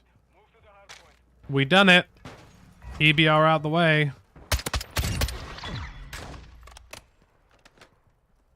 Sheesh. Big sheesh. Little sheesh. Cardboard sheesh. That's the EBR out of the way.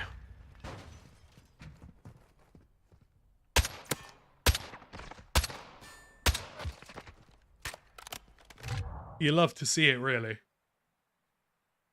With the most number of kills and the most number of oh no, I didn't have the most time. To be fair, some of my teammates actually clutched up there. Right, so that means we have now completed. Let's have a look.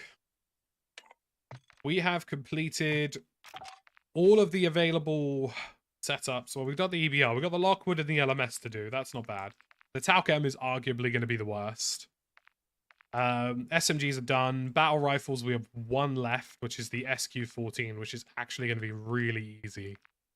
Shotties are going to be a problem. LMGs, marksmans, we've still got a lot to go, really. I'm going to have to spend, ultimately, the next 4 or 5 days playing this every single evening off stream to try and get this all done. But we're not doing too badly. The SQ-14 should be fairly easy to level. From what I've used of it, it's quite OP. So we are good on that front.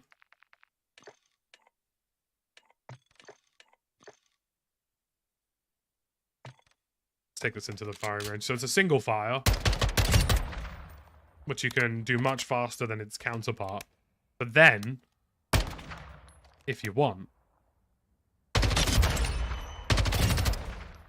as you can see, quite OP.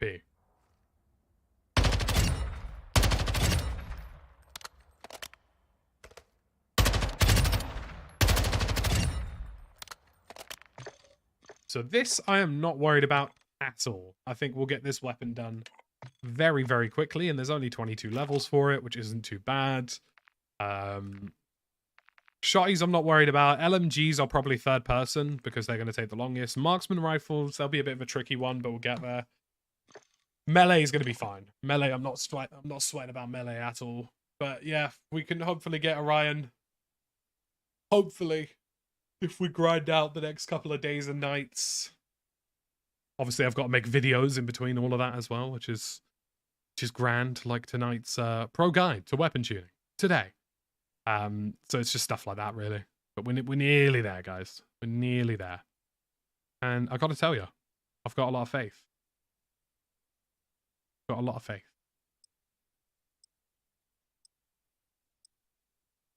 And then Warzone 2 will swing around, life will be good, and we'll be absolutely bing chilling.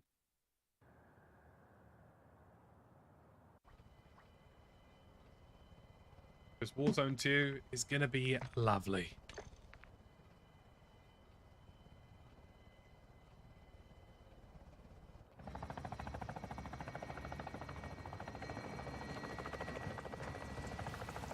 I do like these infills.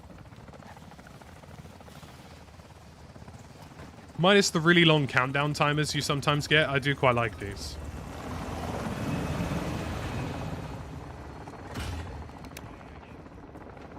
Oh, it's domination as well. This is a serious dub.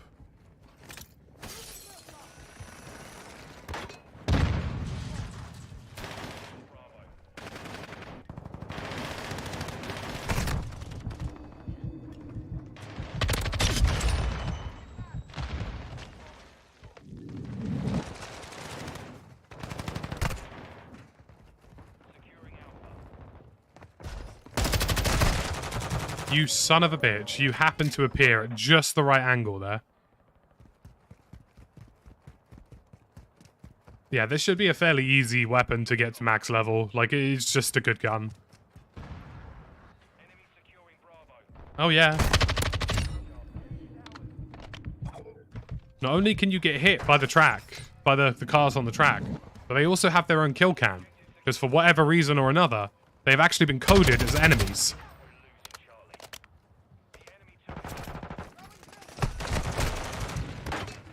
Why did all the enemies show up on... Bro, capture A! Stop just standing around it like melons. Oh, no wonder. It's Nicki Minaj. If you want horrid music taste, look no further. Sorry, I had to. I'm sorry. It was a cheap dig. I had to get in.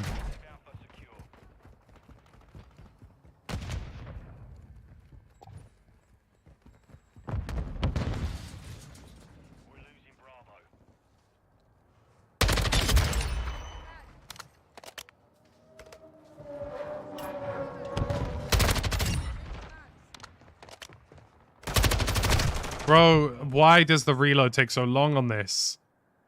It's the only reason I lost that. Do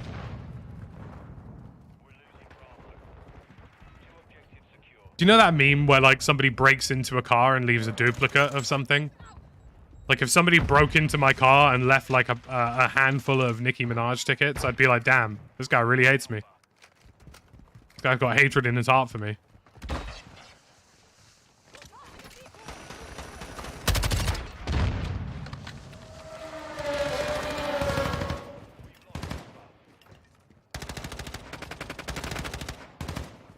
The new graphics driver is what I'm currently running on.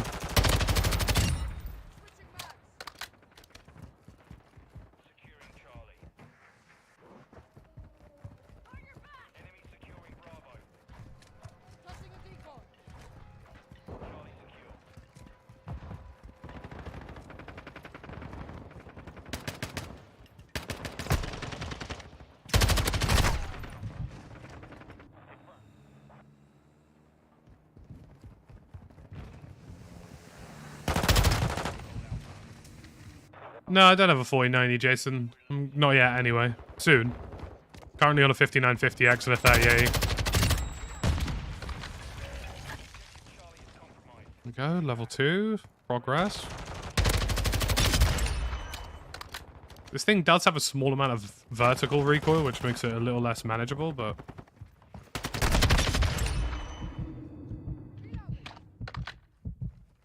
fairly confident we'll get it in the right place.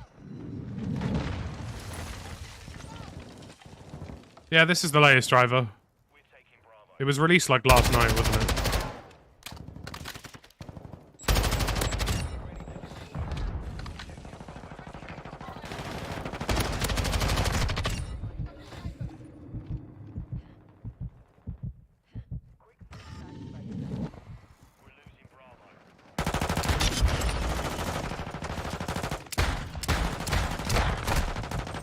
God damn. I've had no... Well, the complaints about the new driver is that you have to scan and repair COD. That's all you have to do. And it doesn't reset any of your settings, you just have to scan and repair it. Because it needs to recompile all the shaders, which is why there's a bit of an error on that front. But other than that, it's really not a big deal. But no, the new driver's fine. In fact, I'd say I'd actually had a small increase in frame rate on larger maps.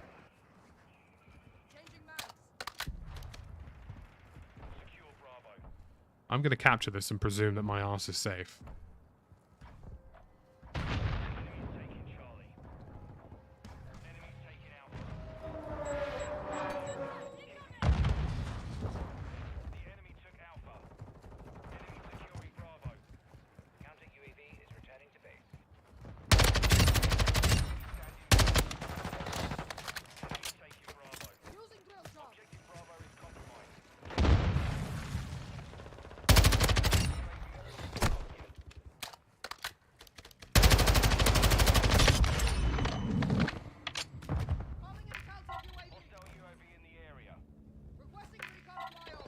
What the hell?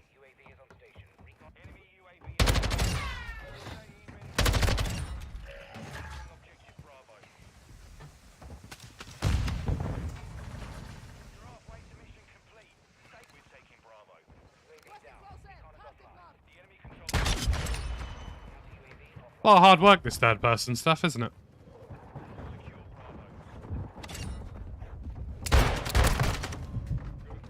But yeah, you should be alright. If you want to try the new driver, definitely do it. You should be okay.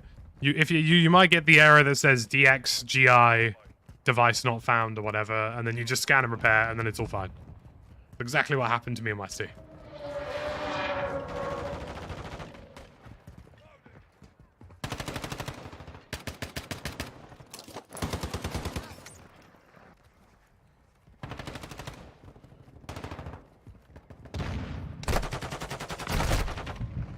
I did not see that guy at all. Gosh, these guys love flipping spawns. It's so strange. Like, I've never understood people who flip spawns regularly on domination. Like, why would you bother?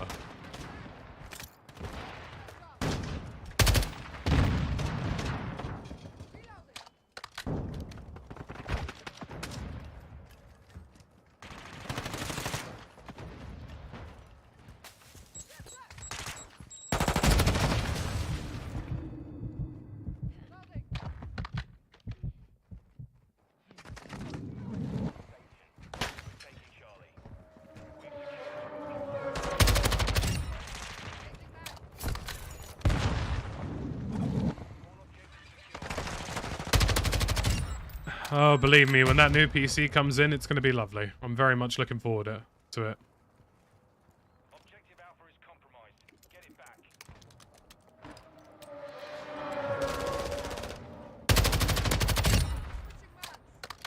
Going to be a happy man playing Warzone at 240 Hz at 1440p. It's about as competitive as it gets, really. I mean... See what I mean when I said I wasn't really worried about this gun? Because it's pretty filthy.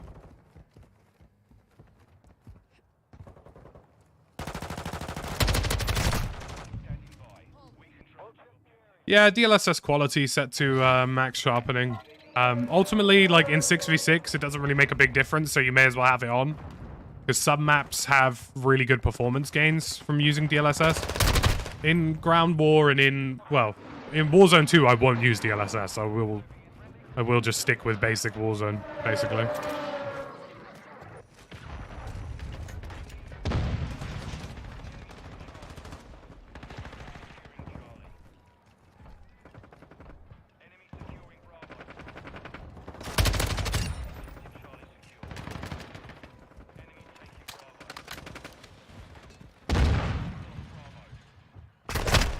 Son of a gun. Yeah, certain maps really benefit from DLSS, and I couldn't really tell you why. Crown Raceway is a good example of that. You can gain easily 30 to 40 FPS just off of Crown Raceway running DLSS.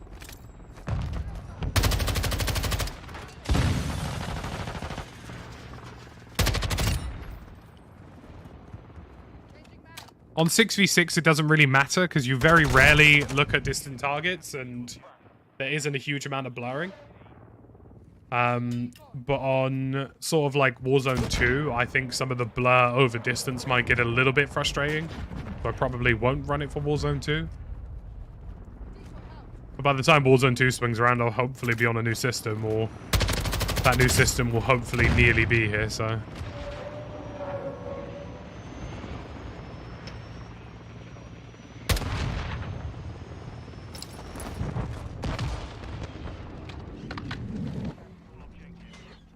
As a general FYI, that Overwatch helo tried to take me out despite the fact that it was mid-crash landing.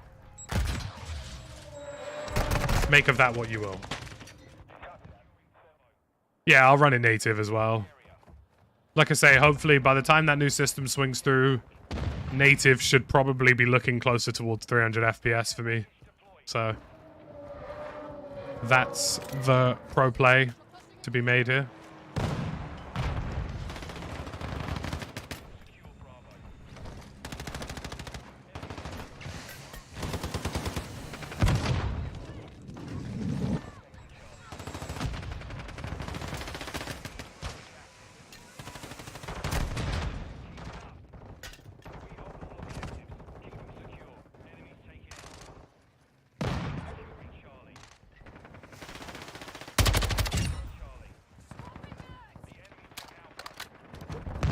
And that's GG. Securing objective Alpha. Enemy UAV overhead. Objective Alpha secure. GG. Mission complete. Solid work. Yes, I do. And it's not going to be MSI, I'll tell you that much.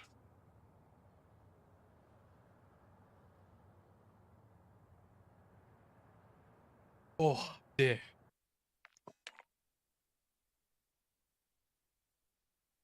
Not that I have anything against MSI. I think they made a really good component. It's just I'm working on the deal that I'm working on is component orientated, so it will be a specific brand.